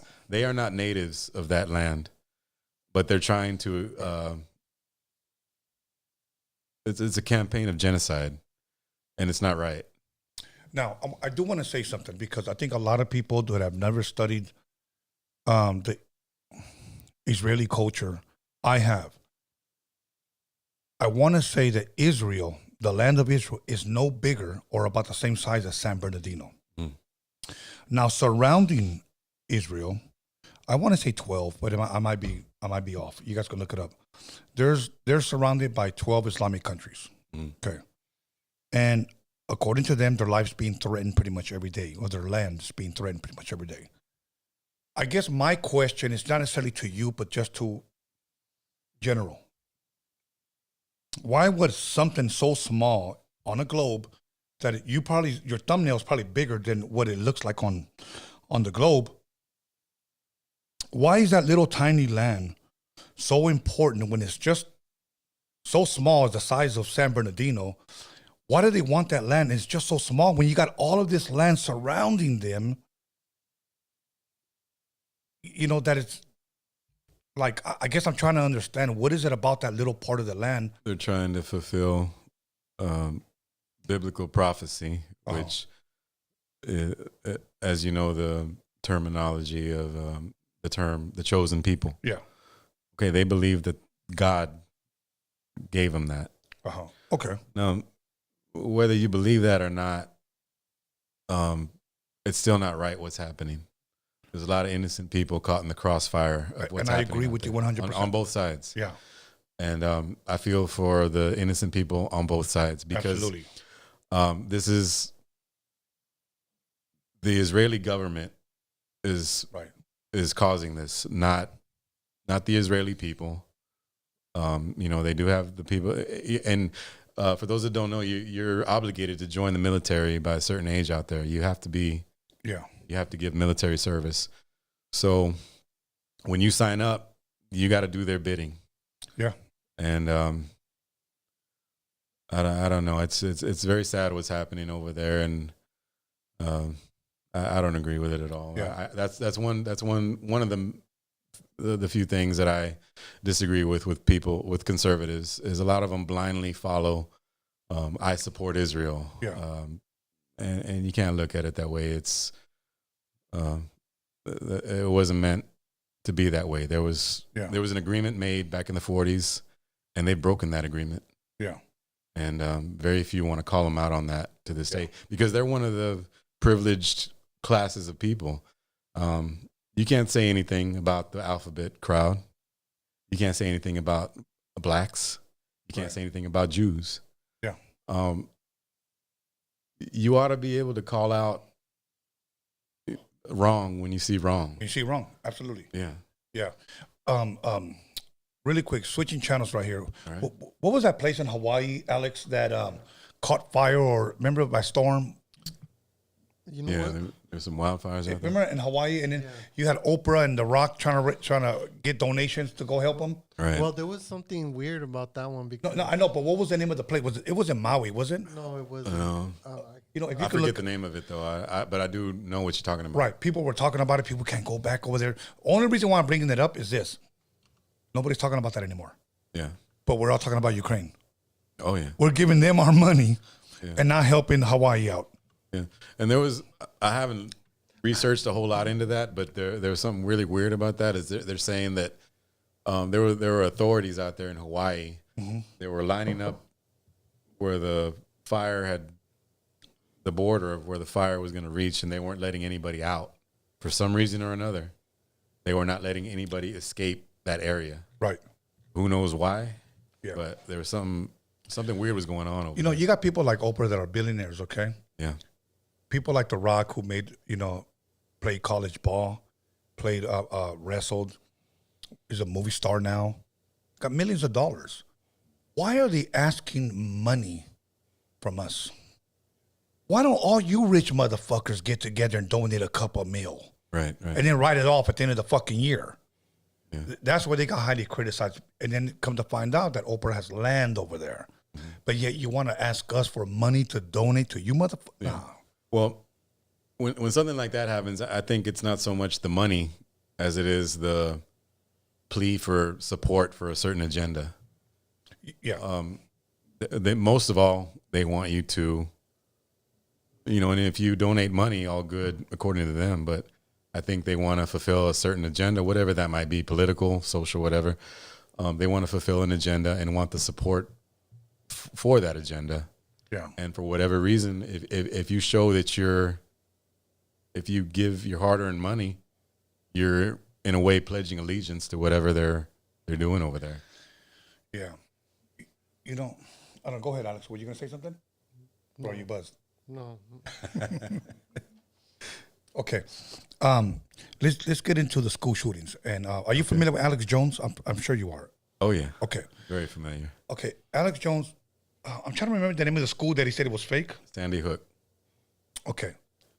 Are you very familiar with the story with what he said? I wrote a very in-depth article on that. Okay, can you please share with us, because that way the public knows. Okay, Alex Jones is a what? You wouldn't call him a journalist, podcaster. What would you call him? Well, he's a broadcast journalist. Okay.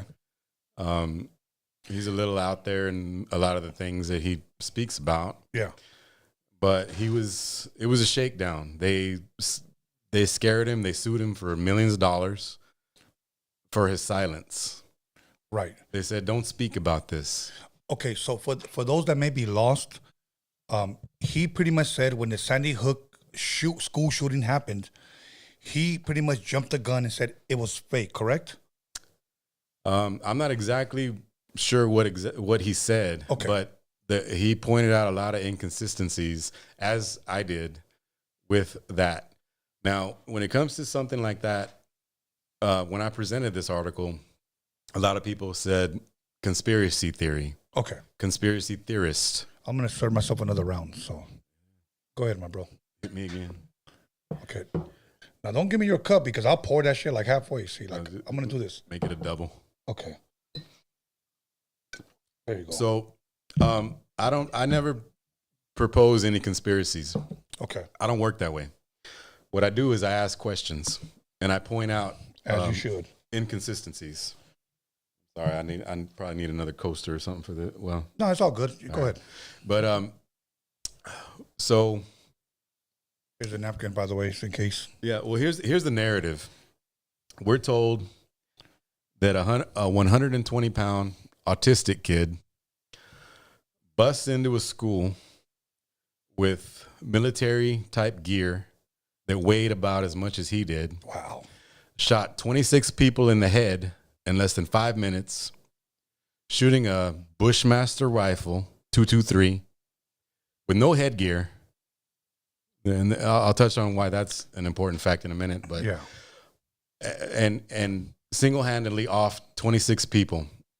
Now, military experts have touched on this, and they said you cannot shoot a Bushmaster 223 rifle with no headgear. The sound, they said he let off hundreds of rounds. The sound from that rifle would rock the shit out of your inner ear, which is responsible for your balance. You would get vertigo, which means you would lose balance. Yeah. If you're 120 pounds shooting a 223, hundreds of rounds, you would fall down. You would be deaf, for one. Yeah. Second, you would lose your balance. You would fall down. Okay, they said he did that.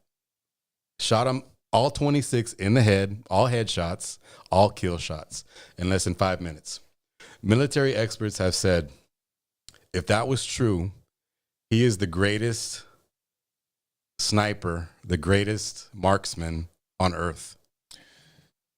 To bust in there, he's autistic, 120 pounds, and shot 26 people in the head in less than 5 minutes. Another, I'm probably going to be, I'm going to jump around because there's so much fine. to this. That's But fine. Just go ahead. Take your time. The coroner on the scene was being interviewed by a reporter, and they said, "How do you know it was a 223 Bushmaster rifle?" And they kept using the term assault rifle, which there's no such thing as an assault rifle. Yeah. But they kept using that. So they said, "How do you know?" And the coroner says, "We recovered the bullets from the skulls of the victims." Now, the 223 shoots 3,000 feet per second. Unless these people's heads were made of solid iron, that bullet is going to go through their head, through probably several walls or pieces of furniture behind them before coming to a rest. You are not going to find the bullet of a 223 inside somebody's head. So No. right there, red flag. There's something called triage, which means as soon as there's a tragedy, they lay out these mats out on the premises. Yes. They lay out the victims. No matter how dead they appear, they attempt resuscitation. They're doing CPR. Medics are brought in. Nobody is pronounced dead until all life-saving measures are attempted. They had helicopters surrounding this area. Not a single body, not a single drop of blood. They had the mats out, but nothing was seen. Now, this is in 2012. We're still in the age of cell phones back then. Yeah. Everybody had a cell phone with a camera. Nobody took a single fucking picture. All you were treated to was a couple of photos of children with their eyes closed because the teachers told the children, close your eyes, put your hands on the person in front of you, walk out. So, see no evil, walk out. this is what we were supposed to buy into. Not only that, the news coverage of that day, there was helicopters in the air. They were chasing 2 people in the forest, in the wooded area near there. Yeah. Nothing was ever said about that again. If you weren't watching the live coverage that day, you don't know anything about those people. What happened to that? There was a reporter on the sideline saying they've got somebody detained over here. We don't know why they're detained. We don't know if they had something to do with the shooting. There was 2 men in black clothing, camo gear, running through the forest. Nothing was ever said about that again.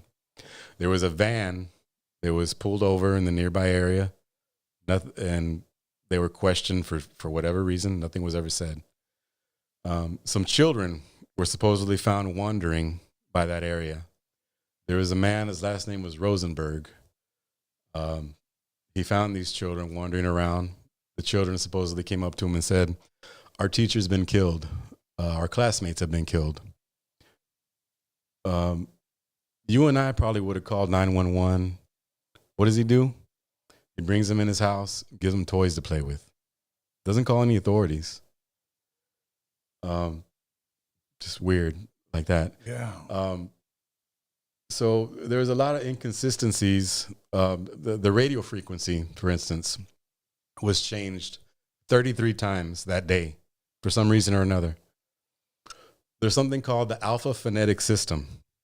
If you've ever heard a radio scanner, Alpha, Bravo, Whiskey, Tango. Yes, yes. That system was done away with for some reason that day. They weren't using that. Oh, shit. It was as if a bunch of amateurs were behind the emergency dispatcher system that day. They did away with that for some reason or another, you know. And this isn't an option. If you're behind the microphone, if you're a dispatcher, an emergency, and a medic, a police officer, you're required to use the alpha phonetic system. Whiskey, Tango, yes, Foxtrot. That was done away with. The perpetrator, back to the little kid.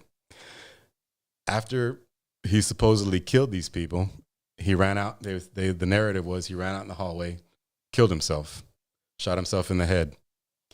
Now, the trajectory of the bullet went through the bottom of his skull, through the top of his head. How in the fuck are you going to... Right. He had to be a master contortionist to reach back, shoot himself at the bottom of his skull with the bullet upward. Unless he was double jointed. And went right. You know, okay. And this is a joke. And I saw this in a movie. Mm-hmm. A detective, that's another detective. I think this was like the Naked Gun, one of those. You know, how did he die? Suicide. He stabbed himself in the back 25 times. Mm-hmm. Okay. That's what that kind of sounds like. Right. He committed suicide by shooting him. Who does that? Right. Well, see, this wasn't released to the media. This is something you had to dig for. You had to dig for it. And I dug around. I made sure this was the most comprehensive study that I could do on this subject. Okay, Ladas, now let me ask you this. And I ask this respectfully. If there was something that you can say, okay, Tony, you know what? This is the only thing that possibly makes it believable, and it's this. Do you have anything? To say who caused it or what? Or like this happened. Like, is there any, okay, you're telling me, because from what I'm hearing, is that like, this was a setup, this was staged. No, and I don't take that stance on this because then I would fall into the category of a conspiracy theorist. Okay. And I'm not proposing any conspiracies. Right. I'm just pointing out inconsistencies. Okay. Something else, curiosity. If you go on the FBI website, they have statistics for homicides on you can look up Wilmington. Okay. And look up the homicides for 2023. And it would tell you a number. This isn't something that can be faked. Right. This is the official FBI website. And anybody who's out there doubting this, go to the FBI website and look up Newton, Connecticut, homicides for 2012. You know how many are counted? 0. Wow. Zero. Okay, so let me ask you this. In a hypothetical scenario, say that this was fake. We're just saying in a hypothetical scenario. We're not saying it is. Okay? Right. Why would they do this? Like, what would be your best answer? What would be your guys' best answer? So I'm just throwing that out there. Well, when all was said and done, and like with many of these so-called mass shootings, Yeah.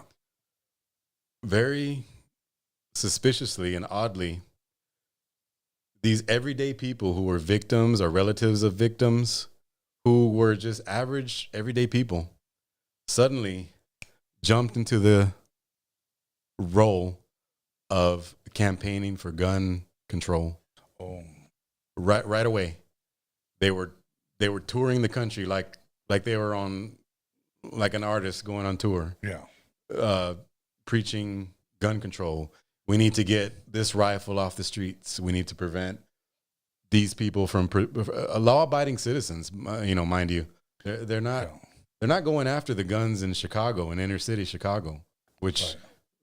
by the end of this show, several people will be dead in Chicago by illegal gunfire. Yeah. They're not going after those guns. They're going after legal gun owners who got their guns up in a gun rack somewhere and have it for either their outdoorsmen or they have them for self-defense. So these average everyday people, suddenly they're experts. They're touring the country. Yeah. They got connections to anti-gun lobbyists, and that's very suspicious. And another thing would be this: they show some pictures of the supposed victims. Yeah. There's a picture out there with a man named Robbie Parker and his 2 daughters and his wife. And if you look up Robbie Parker, the sitting there with his family, there's something very odd. And I wish I would have brought the picture because you could have put it up on the screen for everybody to see. But you can look this up, online. And these pictures were not presented by just random people. These pictures circulated on CNN. So this is public knowledge. You can look. Yeah, you can look it it up. Look up Robbie Parker. Go ahead, bro. Robbie Parker. Robbie Parker family, and it's going to have a picture of him and his 2 daughters and his wife. You'll notice that their fingers are kind of gnarled in like in weird positions. Okay. And the legs of their daughters are missing. Now, this was before AI was readily accessible to the general public. Like right now, you and I can go and mess with a picture. Back in 2012, this wasn't available to the general public, but people still had the technology. Robbie Parker. Okay. Yeah. Okay. Robbie, 2 B's I-E? Robbie Okay. Parker. Yeah. And the legs of the little girls are missing. And their fingers are all gnarled. One has an extra thumb. Now, if anybody's out there ever experimented with AI for photography manipulation, sometimes you'll get results like that. You'll try and change an image, and I think that might be it. Is that the one right there? that's the one right there. Okay, grab it and bring it up. Okay. When you get a chance. Now, here's my thing. Today, AI is a motherfucker. Yeah. And I don't think we've even seen the best of AI Right. yet. Well, this was a rush job. Whoever did that, I'll let it speak for itself when he puts it up. This was on CNN, MSNBC, all the news outlets. Yeah, because I'm looking at the dad's fingers, and it looks like he's got 3 fingers in each hand. Right. One has a thumb that's like way, but most noticeable, look, where are the little girl's legs? They're missing. Not only that, the supposed girl who was killed was seen in the same dress 2 days later with Obama. Oh, wow. At Obama was there at a fundraiser or poor whatever. victim, Yeah. the same girl. It's like, oops, we fucked up. So, there's just so much that's not right with this. Right there. Okay, so where the legs are cut off, you can't really see their legs right there. You can't see the leg. They don't have legs in that picture. Okay, but the man's hands look weird as fuck. Look at all their hands.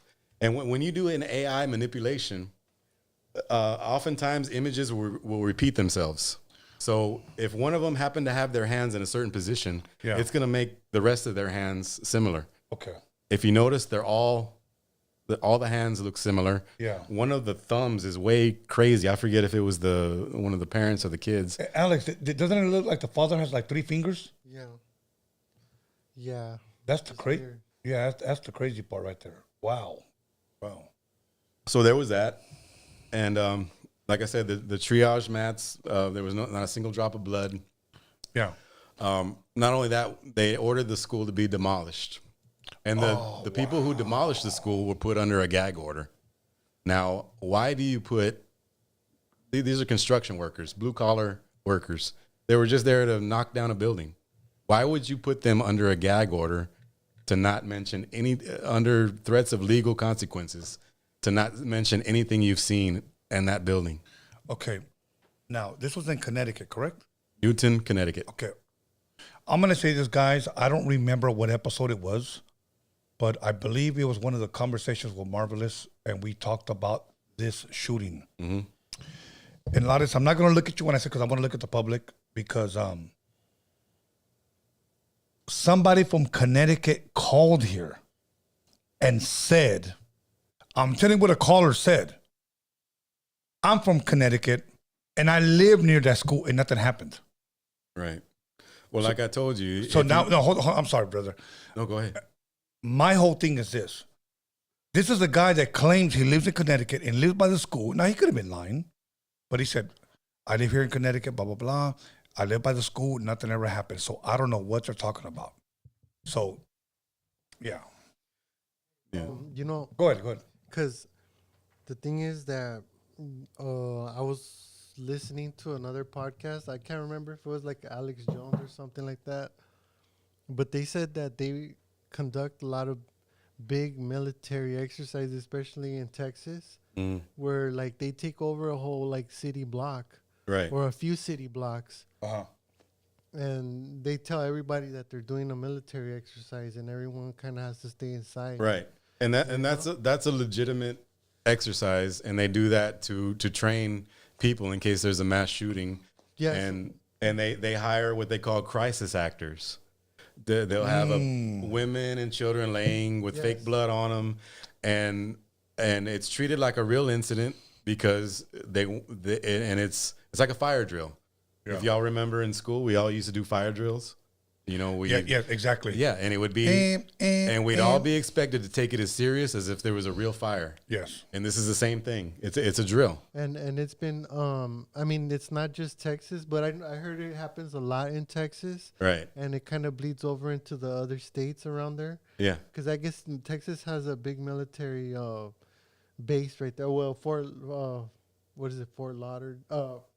Damn, I can't remember what. There's a few military bases in Texas. Yeah, we have a lot of them out there, and they do these drills, and they're for legitimate purposes in case there is a shooting or an emergency, and they'll do a number of different scenarios. Yeah.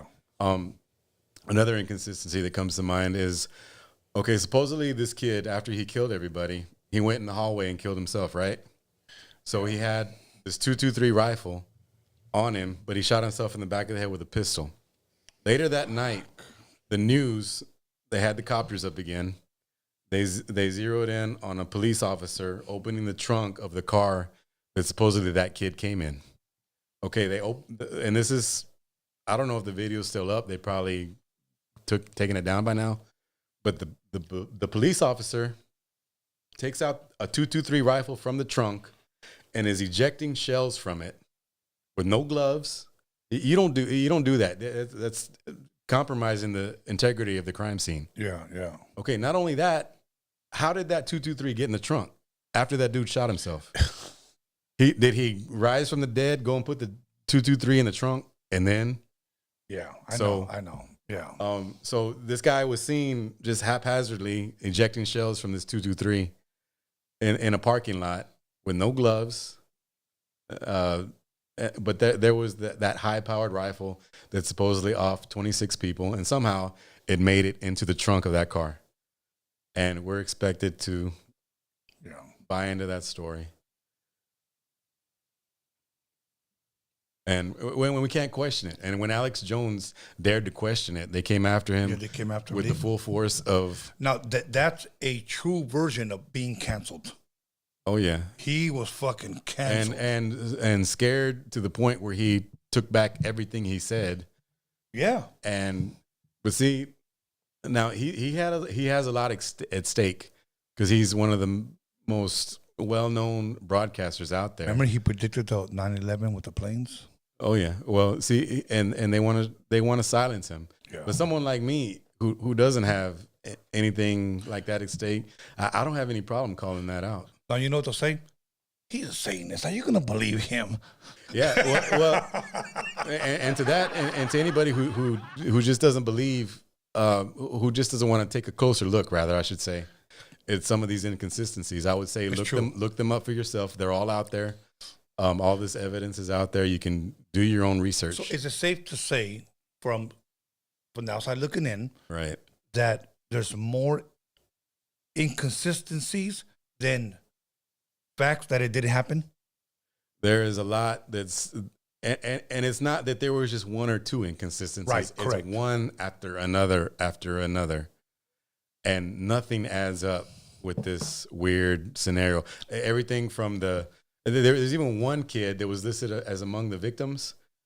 2 days later, a woman called in and said, "Why is my child's picture up there as a victim?" She didn't die.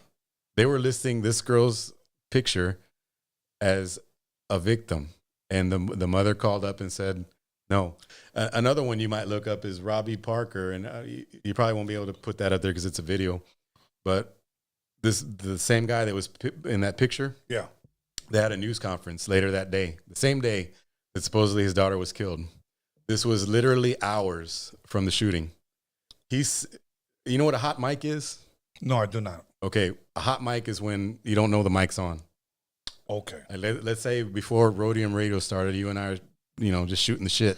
Yeah. And we're talking about something private. And I go, well, all of a sudden Alex puts us on live and we don't know. Yeah. Okay. And I say something like, "Oh man, I got some crazy diarrhea," and they catch it on the mic.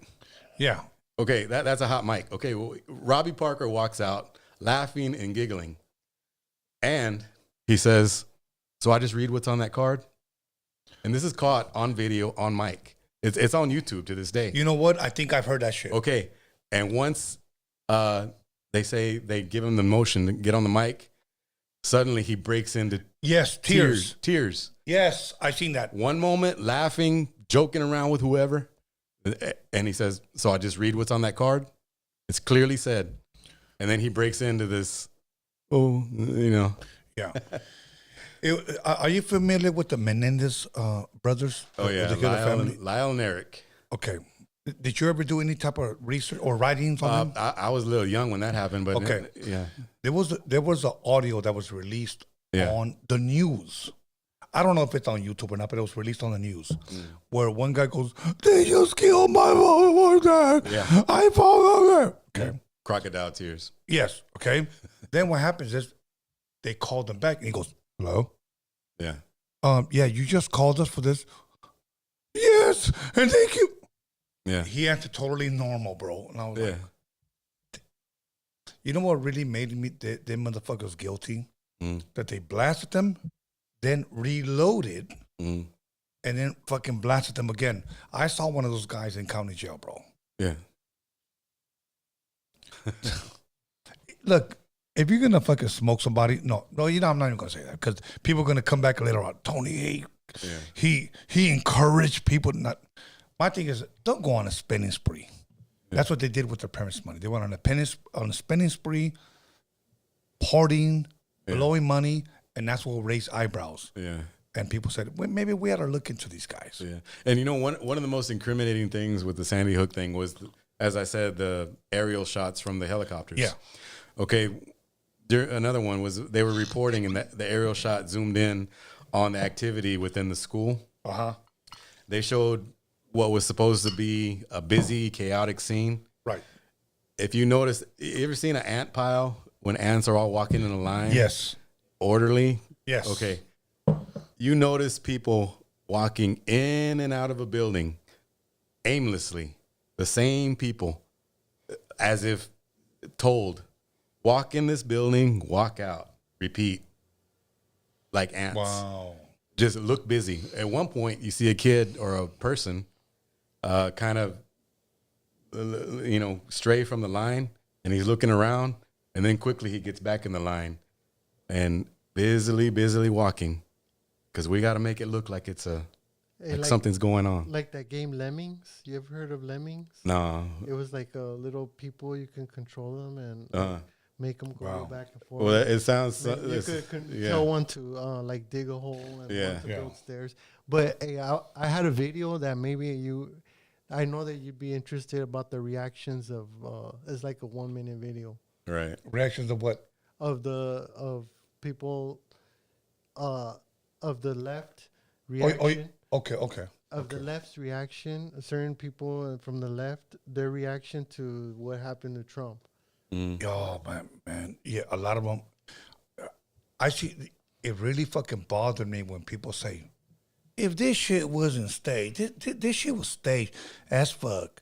This shit was staged and you can just tell. And I'm like, yeah, bitch, have you ever got shot in the motherfucking ear? Right. But if this happened to Biden, they'd be all exactly ready to take to the streets. Exactly, bro. Exactly. So, anyways, you want to go with another conspiracy theory? Conspiracy theory. Let's go with another one, Lattice. That's why you're here, Lattice. So, honestly, bro, I'm having a fucking good ass fucking time. Well, I'm glad, bro. There's one in Texas. It's I forget the name of the outlet. It was a shopping outlet. Okay. Supposedly a mass shooting. They took out the guy. He was laid out dead on the ground. Mm-hmm. Not a lot of people noticed this who were not familiar with Texas. The guy had a tattoo on his hand. It was a letter D, and it's an affiliation with Tango Blast, the gang in Texas. Okay, well, they're trying to say this guy was a white supremacist. Okay. Nobody outside of Texas picked up on this, but everybody within Texas said, white supremacist. First of all, this guy's Mexican. Second of all, he's got a Tango Blast tattoo on his hand. Now, the tattoos they didn't show his face, but they showed a body from the neck down, had freshly inked tattoos, SS, all kinds of white supremacist shit. Yeah. Okay, the tattoos were puffy, dark, all indicative of freshly placed ink. So whoever this was that they put in the picture had just gotten those tattoos. And anybody that knows about tattoos will know that was fresh. And if I'm not mistaken, I think I'd called in one time and talked to Marvelous about it, because he's, he knows tattoos. Yes. And the tattoos, when they're fresh, they're very puffy, they're very dark, and that's what you saw there.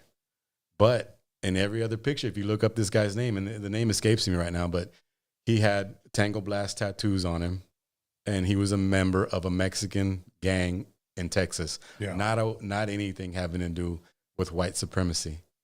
But that's the narrative we were told. Wow. Was it the same guy that was supposedly also a cop? Because there was one he was a cop. He was a Mexican. He was a gang member. I think he was like the Sentinels or something. I'm not sure what he did for a living, but this was at an outlet. Okay. A shopping outlet up in northern Texas somewhere. And what stood out about that was his tattoos. I think it's called syndicates or something like that, no? Well, no, they have Texas Syndicate, and then they got Tango Blast. Okay. The two different gangs. Oh, okay. That's what I think I'm talking about, the other guy. Okay.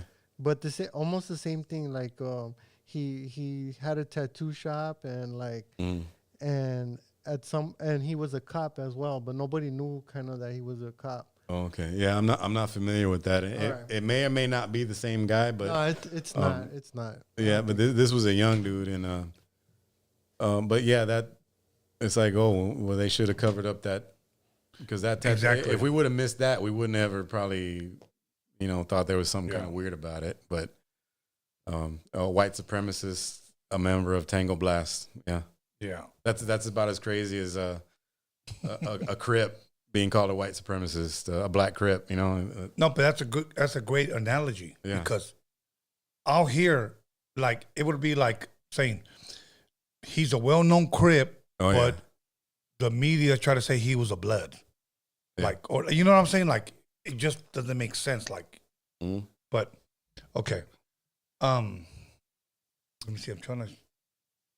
What about 9/11? Let's go with 9/11. Okay. My first question is this. Were those real planes that went to those buildings? A lot of people say they were remote control.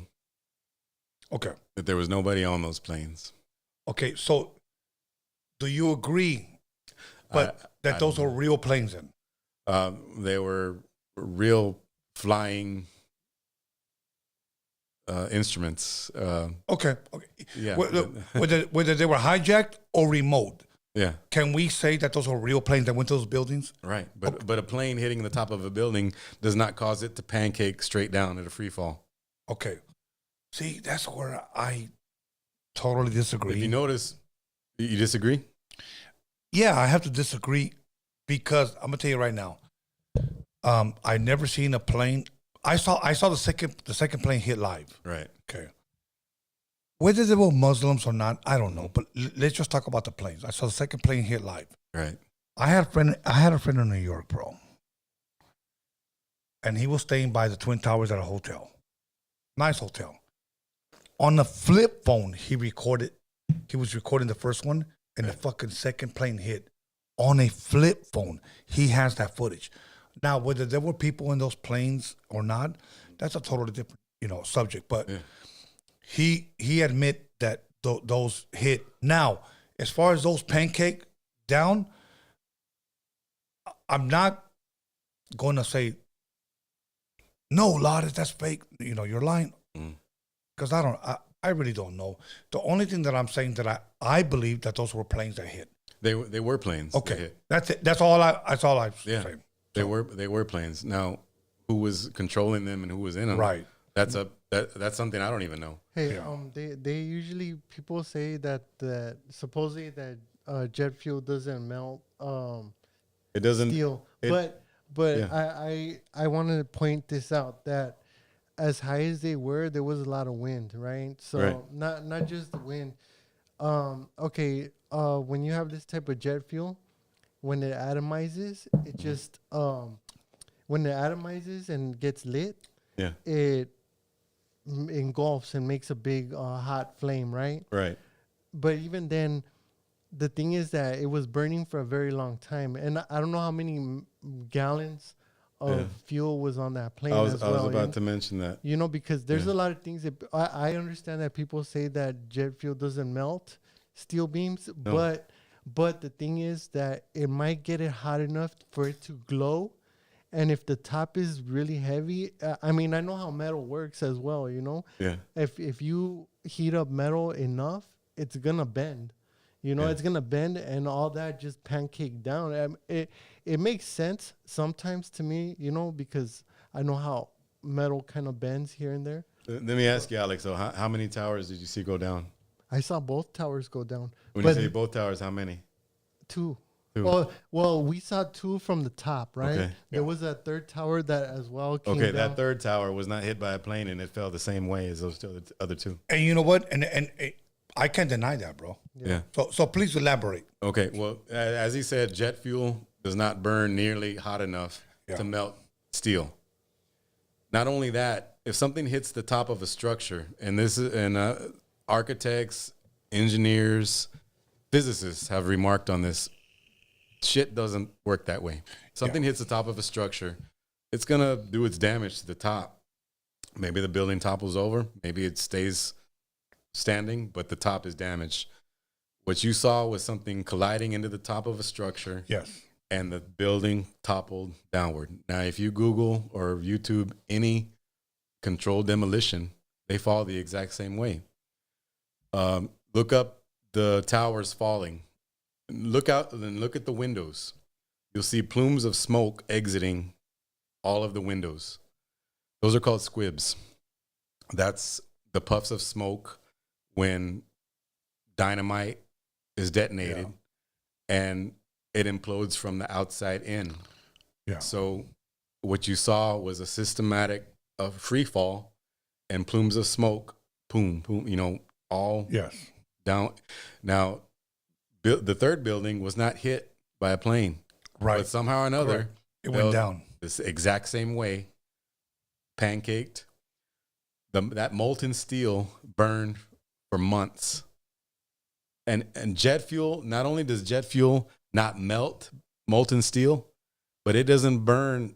It would not, even if it did melt steel, it would not burn for months. Yeah. Not only that, they found nanothermite.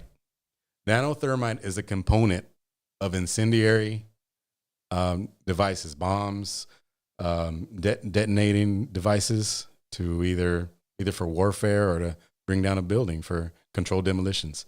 They found nanothermite in the wreckage. Why was nanothermite found there? Not only that, that's a crime scene. Yeah. As soon as the buildings fall, within a few days, they shipped all that shit. They put all of it on a boat, shipped it off to China for recycling. Yeah. You don't do that. It's a crime scene. And people got to investigate it. But they took all that, shipped it off, had it processed, recycled, and before you know it, for the past 23 years. Yeah. And there's a saying, they say never forget. Now, but no building. No, but hold on. But Lotus and Alex, or the public, the normal man will say, why? Well, look at all what would be your best answer, Alex? What would be your best answer? Okay, well, I wouldn't know for sure. Me neither. But look at all the laws that were put into place after 9/11. The Patriot Act. Look at how we're treated when we go on a flight. Yeah. TSA. Yeah. Look at what's been defined as terrorism. Now, if they consider your belief system extreme, you can be put on a terrorist list. You can be investigated by multiple government agencies as a terrorist. Yeah. And there's a lot that falls under that umbrella term, terrorist. Like I said, they labeled Christian protesters terrorists because they were protesting an abortion clinic. Yeah. And, I have no dog in the fight of church people protesting, but that's not right. Yeah. You don't do that to people. Anything, Alex? On your end? Yeah, well, I mean, they've been fighting for that land for thousands of years. All of that land.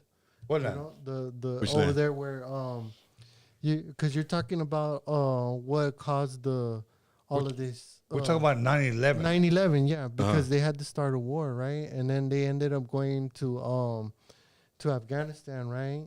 Oh yeah. And then they ended up remember they lit up the oil fields? Well, yeah, and then that was used under false pretenses to invade Iraq, saying that Saddam Hussein had weapons of mass destruction, which it was found he had. I know. none. And nothing. And Nothing. that's what I'm saying. Like there's multiple reasons why they would go or want to start some shit with somebody else. That's what's called the Machiavellian process. And if anybody knows anything about that, it means producing an event to produce a desired effect. That's Machiavellian. You make something happen and make a domino effect. That way we can start a war. We can enact different laws. We can take away certain liberties. Yep. And all under the guise of we're protecting you. We know better. We're the government. We're here to save you.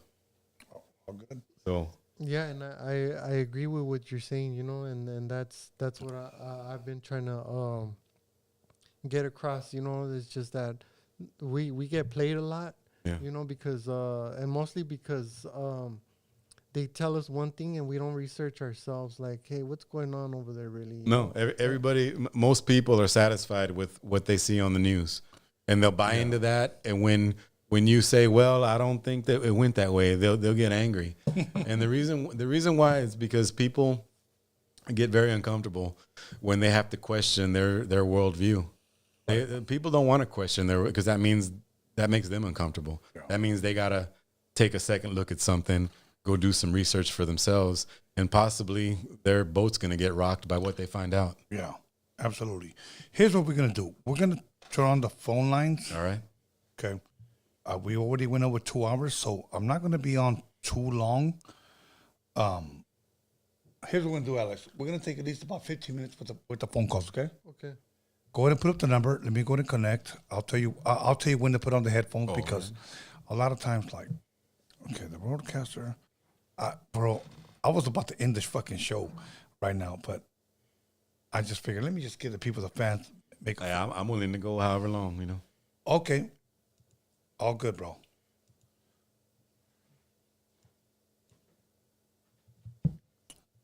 All right, you guys, we're about to put the phone number up. It's up. Go ahead and call. If you got a question, comment, or complaint, call in. And you're talking to Tony After Hours with DJ Lattice. You know what I'm saying? Okay, here we go right here. Okay. Caller, your name and where are you calling from? Go ahead.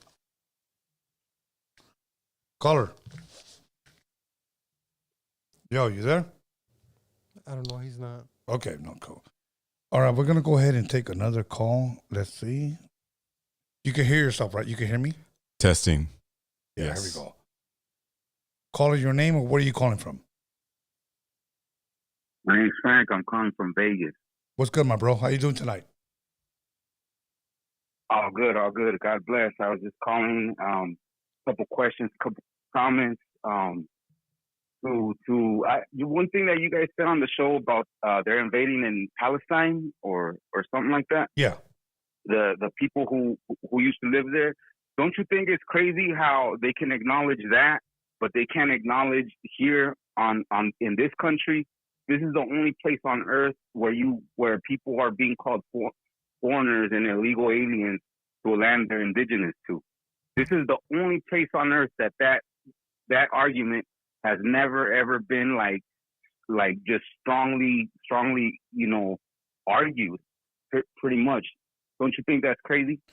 Bro, that's a great question. Lattice, Yeah. you care to comment? Well, that's a good point to make too. But what a lot of people fail to realize is that the border policies that are, a lot of people that are against illegal immigration, and it's not for reasons of hating Native people, the people who were indigenous to this land. It's because in this time and age, we got a lot of people from overseas who want to do us harm. And it doesn't only. No. I hear you on that. Yeah, I'm with you on that. But the argument of illegal aliens, that's been since I was a child, and that wasn't happening when I was a child. What you're saying is happening now. But this is the only place on earth. France is in Africa, and no French, whether they're born there, whether their grandparents dominated there, are going to look at an African and be like, you're an illegal alien. That would sound ridiculous, dude. That would sound if they did this in China, if Mexico went into China 200 years ago and dominated half the country, they could never look at a Chinese person and be like, you're a foreigner because of this line that we put here. This is the only place on earth that's happening. The only place on earth. And it's so strong, so strongly emphasized. I have seen foreign Russian people, foreign Middle Eastern people come and look at me because of the color of my skin like a second-class citizen with arrogance and entitled arrogance. right. And that's why I'm bringing it up. Well, let me ask you, what's your ethnicity? Well, my father, he's European, Puerto Rican, and African. Okay. My mother, she's from Mexico. Okay. So, But I look brown. It's crazy because I grew up in Vegas and in Cali, and Mexican kids and black kids used to call me white boy if I got in a fight with them. But I moved to Oregon, and they looked at me like straight out of Mexico, like straight refried Mexican. Oh, yeah. You know what I'm saying? They put me in ESL class. Yeah, I've been to Mexico and been called a pocho, so I know where you're coming from. Yeah. But in terms of immigration, I don't have anything against, the indigenous people of this land, but I do know that there's a lot of bad actors out there who are coming in, as we know it, as illegally, and they're not here because they, as many say, they want to get a better life. They're coming from all corners of the globe, so this isn't just limited to brown people. It's Asian people, Europeans, Africans, all I'm with you on that. yeah. But the issue, like, it's more like it's an issue that's been embedded throughout decades and centuries to look at Mexican Americans, which, if you really think about it, there's really no difference from Native Americans than Right. Mexican Americans, other than the line that was put here by European foreigners. Right. There really isn't. There really isn't. Because And where we're sitting right now, this used to be Mexico. Absolutely. Yeah. Colorado, all the way almost to the East Coast, it used to be Mexico. Yeah, exactly. And You know what I'm saying? yeah. But it's being erased and forgotten because it's been embedded so strongly. Exactly. But imagine a French person in Africa looking at an African and calling them a foreigner. That would sound ridiculous, dude. They would. It's cause for like a mental evaluation. Mhm. You know what I'm saying? Because Yeah. it's the same thing that happened here is happening in Africa. Yeah. Well, colonization. You know what I'm happened- saying? Yeah. But for some reason here, it's accepted. It's accepted.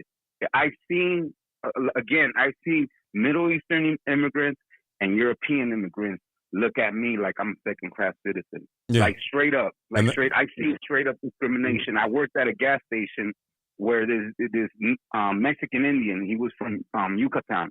Mm-hmm. He was a little dude. He was like in his 50s. He would work 50 hours a week and got paid for 35, and they wouldn't even apologize. They're like, nah, we know where you're from. We know what you're about. Right. Like straight up.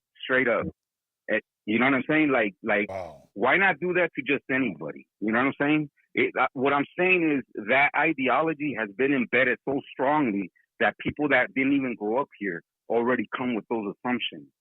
Yeah. That's how strongly embedded it is. And again, like compare a French person in Africa pointing at an African and telling them you're an illegal alien in a land they're indigenous to. This is the only place on earth that it makes sense. The only place on earth where people accept it and don't look at somebody ridiculous. Exactly. For saying that. I see your point. Or promoting it. You know what I'm saying? And a lot of these people that you talk about who are looking at you that way, they would look at you and I like that and consider us, if they didn't know us, they would say, you're probably a foreigner, but not knowing that more than likely my ancestors and yours were here long before their people even got here. And indigenous, not long before. That meant our ancestors got here at some point. Oh yeah, indigenous. Yeah, we were here from the beginning. Exactly. Another reason I feel that we're so embedded to be forgotten and erased and looked at as second-class citizens is because I was watching PBS Channel 10, a public broadcasting station that is free to everybody, and they were talking about an individual who was an activist and he was an activist like MLK, but he was doing it for Mexican American people, and he was doing it in the 40s, which was before Martin Luther King. Right. A lot of people that don't know any better like to compare Martin Luther King to Julio Cesar Chavez. They're like, oh yeah, that's the Mexicans, Martin Luther King. It's not. Was he in favor of a lot of things that Martin Luther King was? Yeah, of course, but he was doing it for workers' rights. Martin Luther King was doing it more for civil rights movement in general. Yeah. Well, I can't even remember this individual's name, and he did not have a Mexican accent. He did not come from Mexico. He was Mexican American. And why don't we see him on the history books? How come we know more about and I'm not making light of it or making anything, but why do we know more about the Holocaust that happened in Germany than the genocide that happened here? Exactly. Why do we know more about that It's like something happening at your home. Yeah, but what about the neighbors down the block? Exactly. You know what I'm saying? Exactly. You know what I mean? Somebody getting shot at your house. Yeah, but the neighbor's kid 2 blocks down got hit by a car. Yeah. You know what I'm saying? And I go as far. Thing, dude. Yeah, I'd go as far as to say, indigenous people and the descendants of the indigenous people of this land are not represented as they should be. Not in media, not in movies. No, they're not. No. They're not. If you look, illegal alien. An alien is somebody is a creature from another planet. Right, and that's everybody from this earth is a human being. Yeah, not an illegal alien. Well, illegal alien is a blanket. It's a blanket term, and it probably needs to be adjusted because there needs to be. But look how it's being used, and look who it's being used on the most. Yeah, I agree. Well, anybody who comes from Africa or any other country, they're refugees. Mm-hmm. When it comes to people from Mexico, they're aliens. Mm-hmm. You know, you said it's a blanket term, why isn't it used on everybody? Absolutely, bro. I have to agree with you, bro. Well, everybody that's coming over the southern border, they're considering illegal aliens. But what is often focused on is that it's brown people. But if you really look at who's coming over the border, it's not only people from the Americas. It's people from Africa, people from Europe, people from the Asian countries. Those are who in reality is coming here. But I see what you're saying, that all of the weight is being put on the brown people's shoulders. Right here, right? The meaning. Hold on, callers, just 1 second, please, because we're about to. Of course. I got the Oxford Dictionary right here, and it says that the word illegal alien means a foreign national who is living without official authorization in a country in which they are not a citizen. Illegal, that's okay. It. All right, caller. I want to wrap it up because I want to take more calls, but your call was beautiful. So thank you, bro. Yeah, thank you. Go ahead. Thank you for calling. Let's wrap it up. Thank you. God bless you guys. You too. Take care. Bye bye. Oh, I was trying to let him to.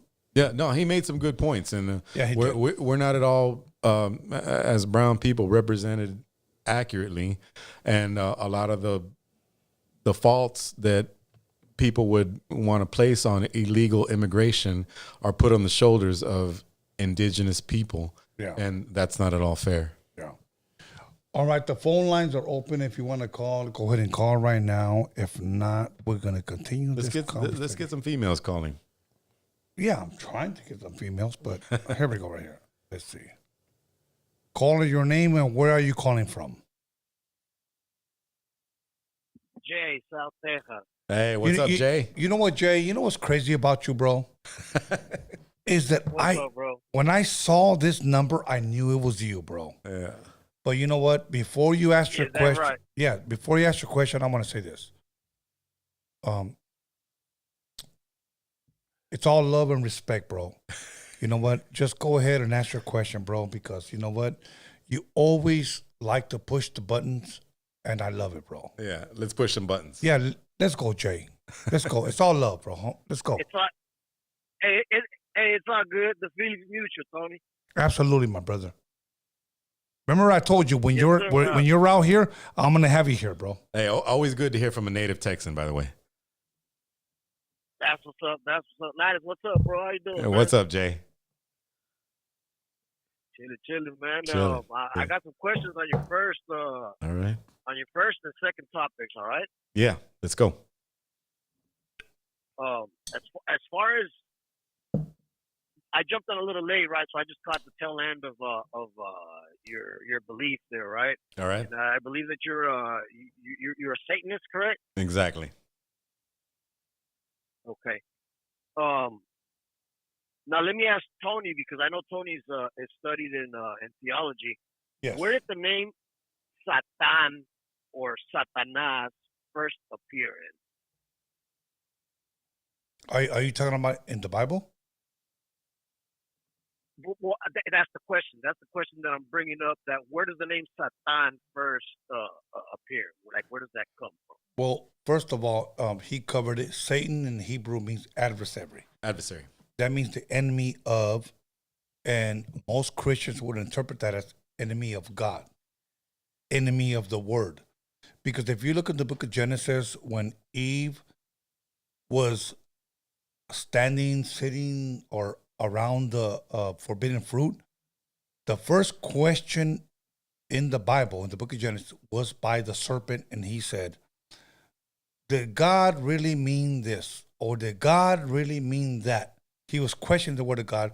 She was not supposed to eat from the fruit of knowledge. Yeah, knowledge. The tree of good knowledge and evil. Okay. Yeah. She was not supposed to eat it, but he said, "Did God really say that?" So that was actually the first question in the Bible. Yeah, believe it to a woman. She's not gonna listen. Yeah, she's not gonna listen. And the second question in the Bible was by God to Adam. Adam, where are you? I hid. Why did you hide? Because I was naked. Who told you were naked? Okay, so anyways, Gladys, Okay. my thing is this, Well, no. Okay, go ahead, Jay. No, go ahead. Go ahead. No. Go ahead. I'm sorry, man. I'm sorry. Go ahead. Okay, Gladys, I'm glad you have you here because every time I talk to you, you're on the phone, bro. So it's trippy that I have you here in person. Yeah. Probably the same way you're tripping that you're here in person with me. Oh, okay, man. So here's my thing. Do you believe that conversation ever existed? Between Adam and Eve? No, between the serpent and Eve. Do you believe that conversation ever existed? I'm well aware of the story. I'm not sure if it ever actually played out in real life, but I get the whole point of the allegory, the point of the story. Okay, so you're not sure if it ever really happened? No, and personally, I don't know that we all started from Adam and Eve. And but I get the story that they disobeyed God by eating. Eve plucked the fruit. They gained this knowledge, and God punished them for. But back to Jay's question, he wanted to know where Satan and Satanas first appeared. Do you have any idea where it first appeared, Jay?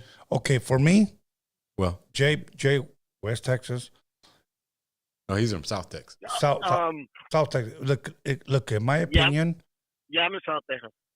The first time that I believe that, and I'm gonna answer from a biblical perspective, that Satan appeared was in the Garden of Eden. Mm-hmm. That's my best answer, bro. Right. So, go ahead, Jay. Yeah, I would have to agree. Because to me, just based on what I've read and studied as well, the term Satanas is really more of a Christian term. Yes. Because outside of Christianity, Satanas or God, they're not acknowledged. Right. So just my common sense, and this is why I opened up with that question, is because I believe I also heard you say, Lad, is that you don't necessarily acknowledge God or Jesus, right? I don't subscribe to Judeo-Christian theology or beliefs. No. Okay. And that's why I was asking, because I was a little confused, because like I said, I believe that maybe by default, by believing in Satanas, then you acknowledge in the whole Bible, the whole story, the whole the miracles that Jesus performed, right?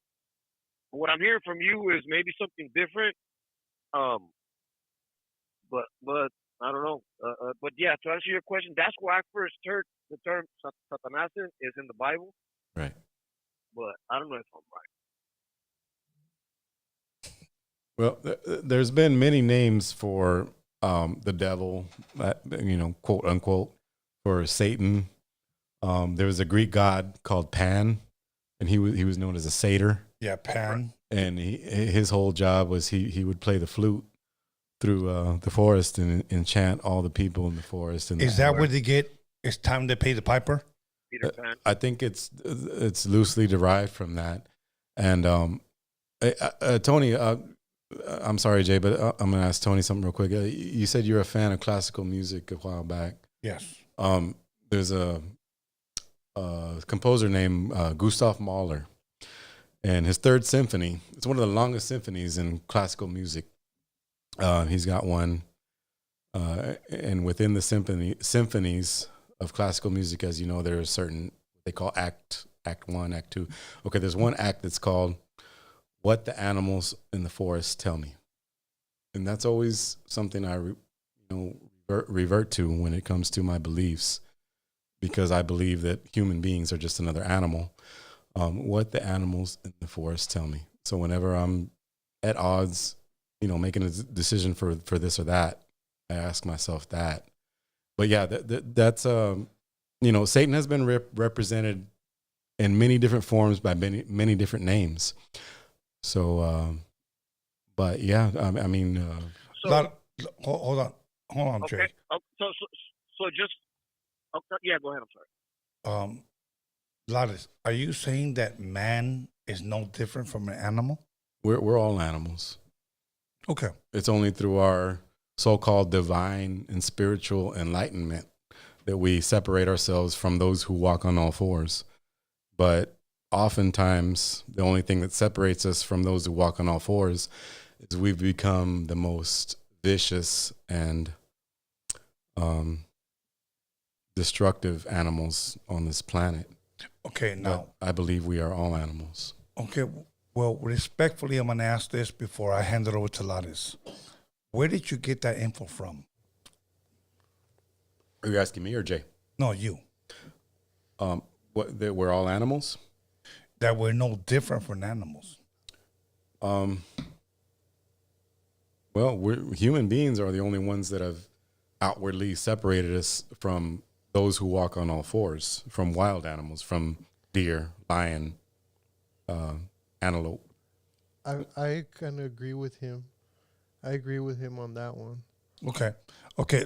Jay, go ahead and ask your question. Yes, sir. So to follow up on that, just for some clarity for myself, because I really am interested. I do. This is the topic that I actually look into. Right. So if I understand correctly, you're Satan is not the chief, correct? That's not who you're talking about. No, I don't have a chief. I'm chief. You're not talking about the illuminated one, correct? Are you talking about Lucifer? The in respects to the Bible, like Lucifer? Well, just to Satan. No, I'm referring to Satan. Okay, well, Satan is one and the same. Because look, because Satan, from what I understand Satan to be, right, is that the chief of evil spirits, the prince,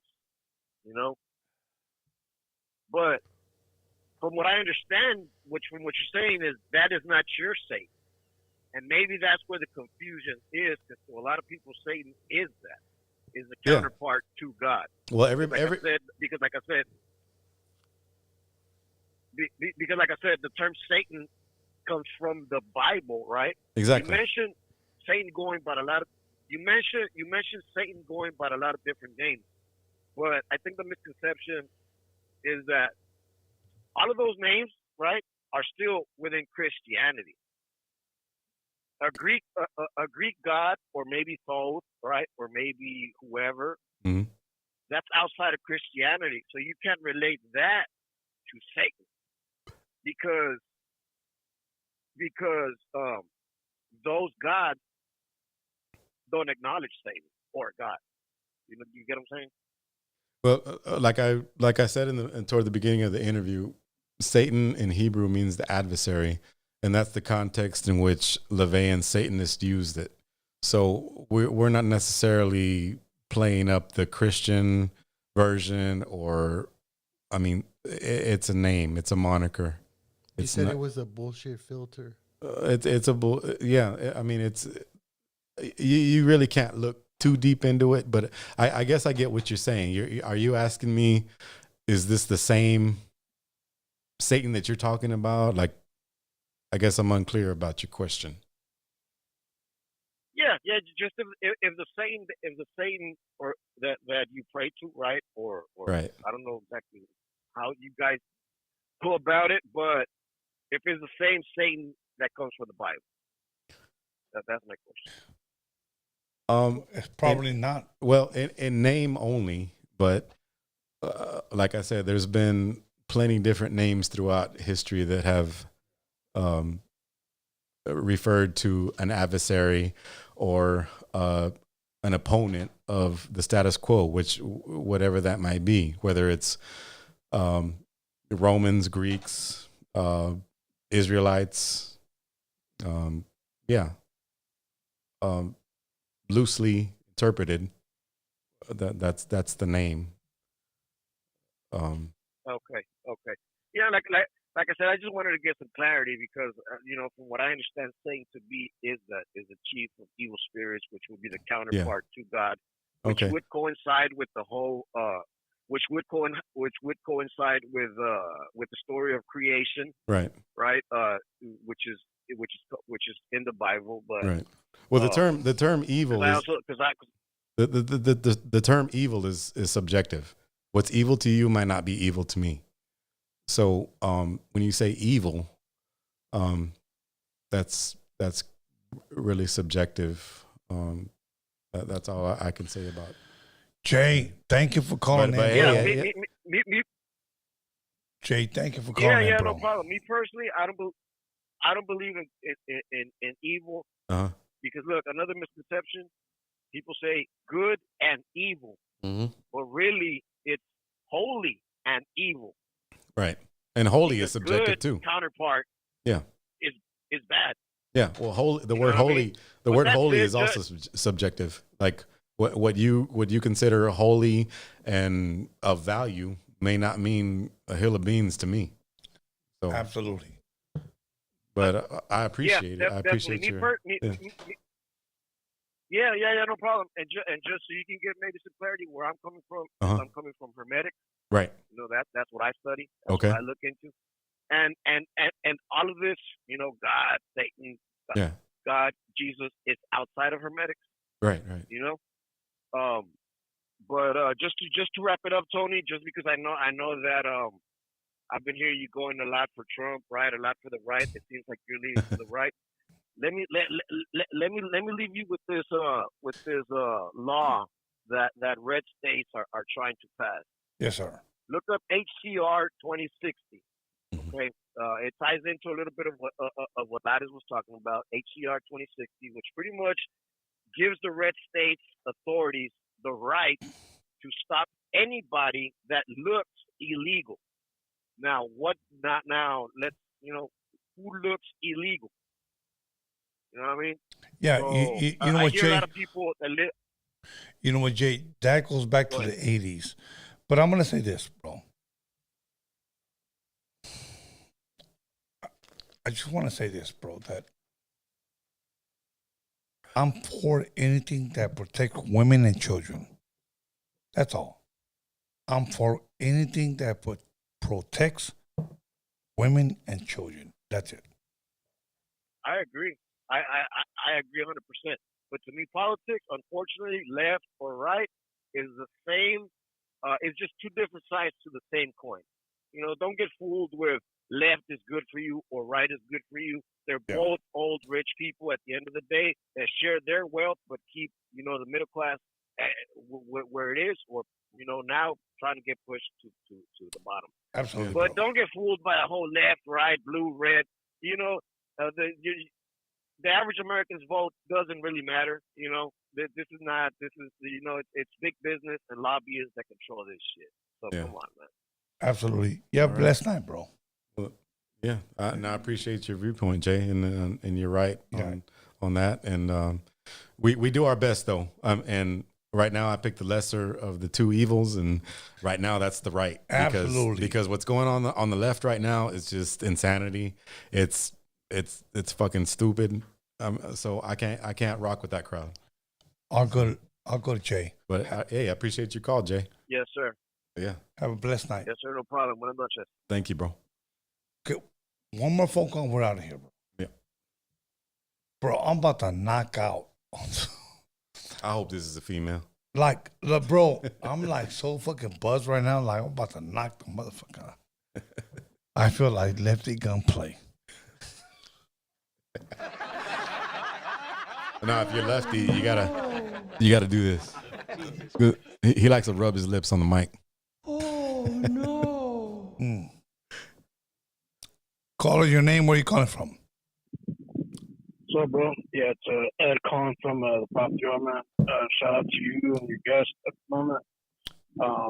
Yeah, no, I think I agree with both of you guys, man. I think at this point in time, given all the things that have been going on the last few years, ever since we got these cuckoos running things, things are just too like Twilight Zone, man. Like it's just weird, bro. Like it's like, you know, people can't communicate. It seems like usually the only ones that are open for communication to some form of normalcy. It's always folks that lean more conservative or towards the right. I'm not talking about those far right guys or the far left. I'm just talking, you know, for the normal conservative folks that are like law-abiding, the regular cats. And it seems like they're always the ones trying to extend an olive branch to, you know, be able to see how can we find a way to make things work, at least to a way that will kind of like satisfy both sides to the best of what an option can provide. Right. But yeah, man, I mean, when it comes to these cats, I mean, and it's starting to affect, I mean, I feel it in California, bro. I remember last time I went to an event not too long ago in Sacramento, and there's this chick. I mean, we're chilling. We're all going to like this like Halloween type of event thing, and we don't even make it inside the door, bro, before this chick and her like she's kicking it with her gay homie, and I think she's like, you know, typical like blue haired like leftist chick. And then she starts just basically, for whatever reason, trying to raise her voice. I guess she wanting to be heard by everybody else. Everybody's just like talking normal, like to ourselves. And all of a sudden, she like yells out her loud, "Oh, it's fine!" Like her gay homie's telling her, "Hey, kick back, chill." And then she's just raising her voice out loud, saying, "Oh, it's fine. Everybody here's gay." Like hella loud, bro. Like almost like trying to like incite like a fight or something. They're trying to pick a fight with whoever's down to start one with her, I guess, with what she's provoking. Yeah. But nobody fell for her shit, though. We just kind of turned around and looked like, oh, she's one of them trying to start something. So, but it's affecting, bro. You know, you go out places and people are just trying to impose their ideals like on people, like in an aggressive way, bro. Like to the point where like you could go out places and they'll try to get you kicked out just because they're trying to be bullied about stuff. So it's like, I think we just gotta stick to what makes more sense. That way things will kind of correct themselves more and more. Because back in the day, like it's not the same as the JFK days when back in the days like people looked at that side more as like a good guy. Because nowadays, like there was a study that popped up. I don't know where I heard it from. They're saying that the ideals that he had back in the day would have been considered more conservative in modern days. Mm-hmm. So everything completely changed. So I think we just gotta lean more towards the conservative side until things kind of like flip over to a more normal, happy medium for people. But yeah. I did have a question because I'm pretty sure you guys will talk about it.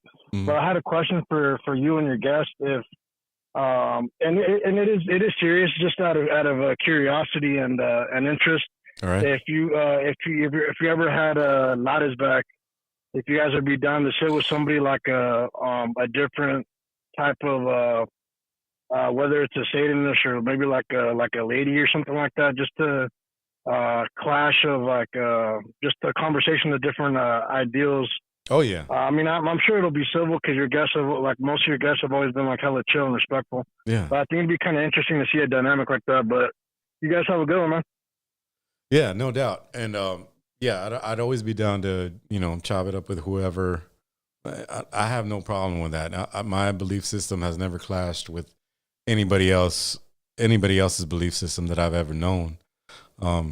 I stand, you know, strong as to what I believe, and my faith is, I guess faith is not a good word for it, but my beliefs in what I believe in has never been shaken because I'm sitting in front of a Christian or a Catholic or a Muslim.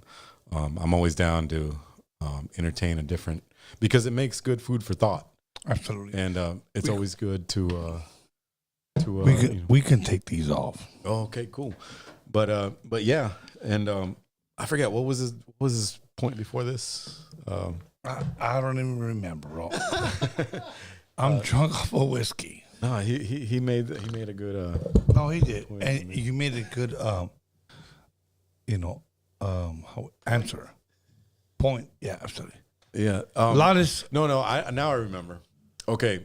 Go ahead. I will say that during the Bush administration, I was not a fan of the Republicans because everything that George Bush engaged in back then, and I'm talking about George Bush Jr. Yeah. He aligned himself with very staunch, hyper-vigilant evangelical Christians. Everything was hardline.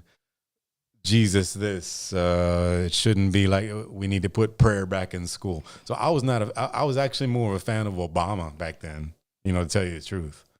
So, but right now, as it stands, the left has gone far off the edge, and I find myself aligned much more with what Trump's doing, what he has done.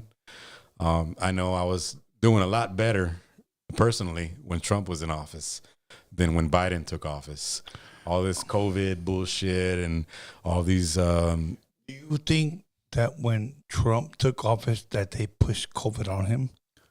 I think that when Trump took office, that COVID was played up because they knew he was probably going to end his term, and they were going to be able to blame everything that went wrong on Trump, as they do. Because people will bring up the economy, for instance, and they'll say, people in the Biden administration will be like, well, we inherited this and that, and businesses were shut down. Well, why were they shut down? Because of COVID. It wasn't because of Trump.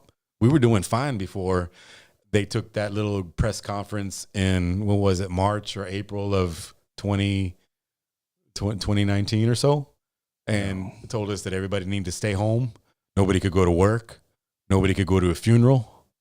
But all the Democrat politicians were still going to baseball games without a mask. They were still attending funerals and functions without a mask. But every time a Republican dared to step outside his dwelling, they were saying, look at that guy. He's spreading COVID, super spreader. And that's what that narrative was. So I think COVID was a good excuse to fuck up everything and take responsibility for absolutely nothing. And that's what we're living with right now. But I think come November, once the adults are back in office, we're going to see a change. And that's what I think. Absolutely. Yeah. Lotus, thank you for coming through. Hey, thank you for having me. Bro, I got to say, I'm humbled and I'm honored to be sitting in this chair because legends have sat here. We're talking about Violet Brown, MC8, Big Hutch, Mega Man. Fucking gay-ass Mega Man? Oh, okay. All good. Nah, but yeah, hey, I grew up listening to Sitting in the Park, I'm Your Puppet. Thank you, my bro. This is an honor and a pleasure, and I'm looking forward to a part 2 someday. Bro, let me tell you something. You been from Texas. You been watching us here. How does it feel to finally sit here and talk to me across? Like, how does it feel? Be honest, like I said, Cali is my second home. I grew up here in Cali. I was telling you before we started the broadcast that a guest you had here recently, Ceci B. Yeah. She's from San Juan Capistrano. That's where I went to school. I graduated from Capistrano Valley High in 1995. Yeah. So I feel at home here. It's always good to come home. And I couldn't be any more honored than to be sitting across from you right now and to be able to have this conversation with you. Absolutely, my bro. Hey, and I'd like to thank all of you for watching. You are what makes this happen, as are all the fans. And hey, I want to make a toast. It's been a blessing, bro. Here's to fighting, cheating, stealing, and drinking. If you fight, may you fight for the honor of a brother. If you cheat, may you cheat death. If you steal, may you steal the heart of a lover. And if you drink, may you drink with me. Now, if you cheat, is it okay to fuck somebody else's girl? Hey, do you? In the words of Alistair Crowley, do what thou wilt. Do what thou wilt. I want to give a shout out to Cervantes. Cervantes Enterprise. I'm fucking buzzed as fuck. Straight up. The Hip Hop Jedi, My Son Be Scandalous, Marvelous Inc., and Genesis Forever. Other than that, we are out of here. Thank you. Take it away, Alex.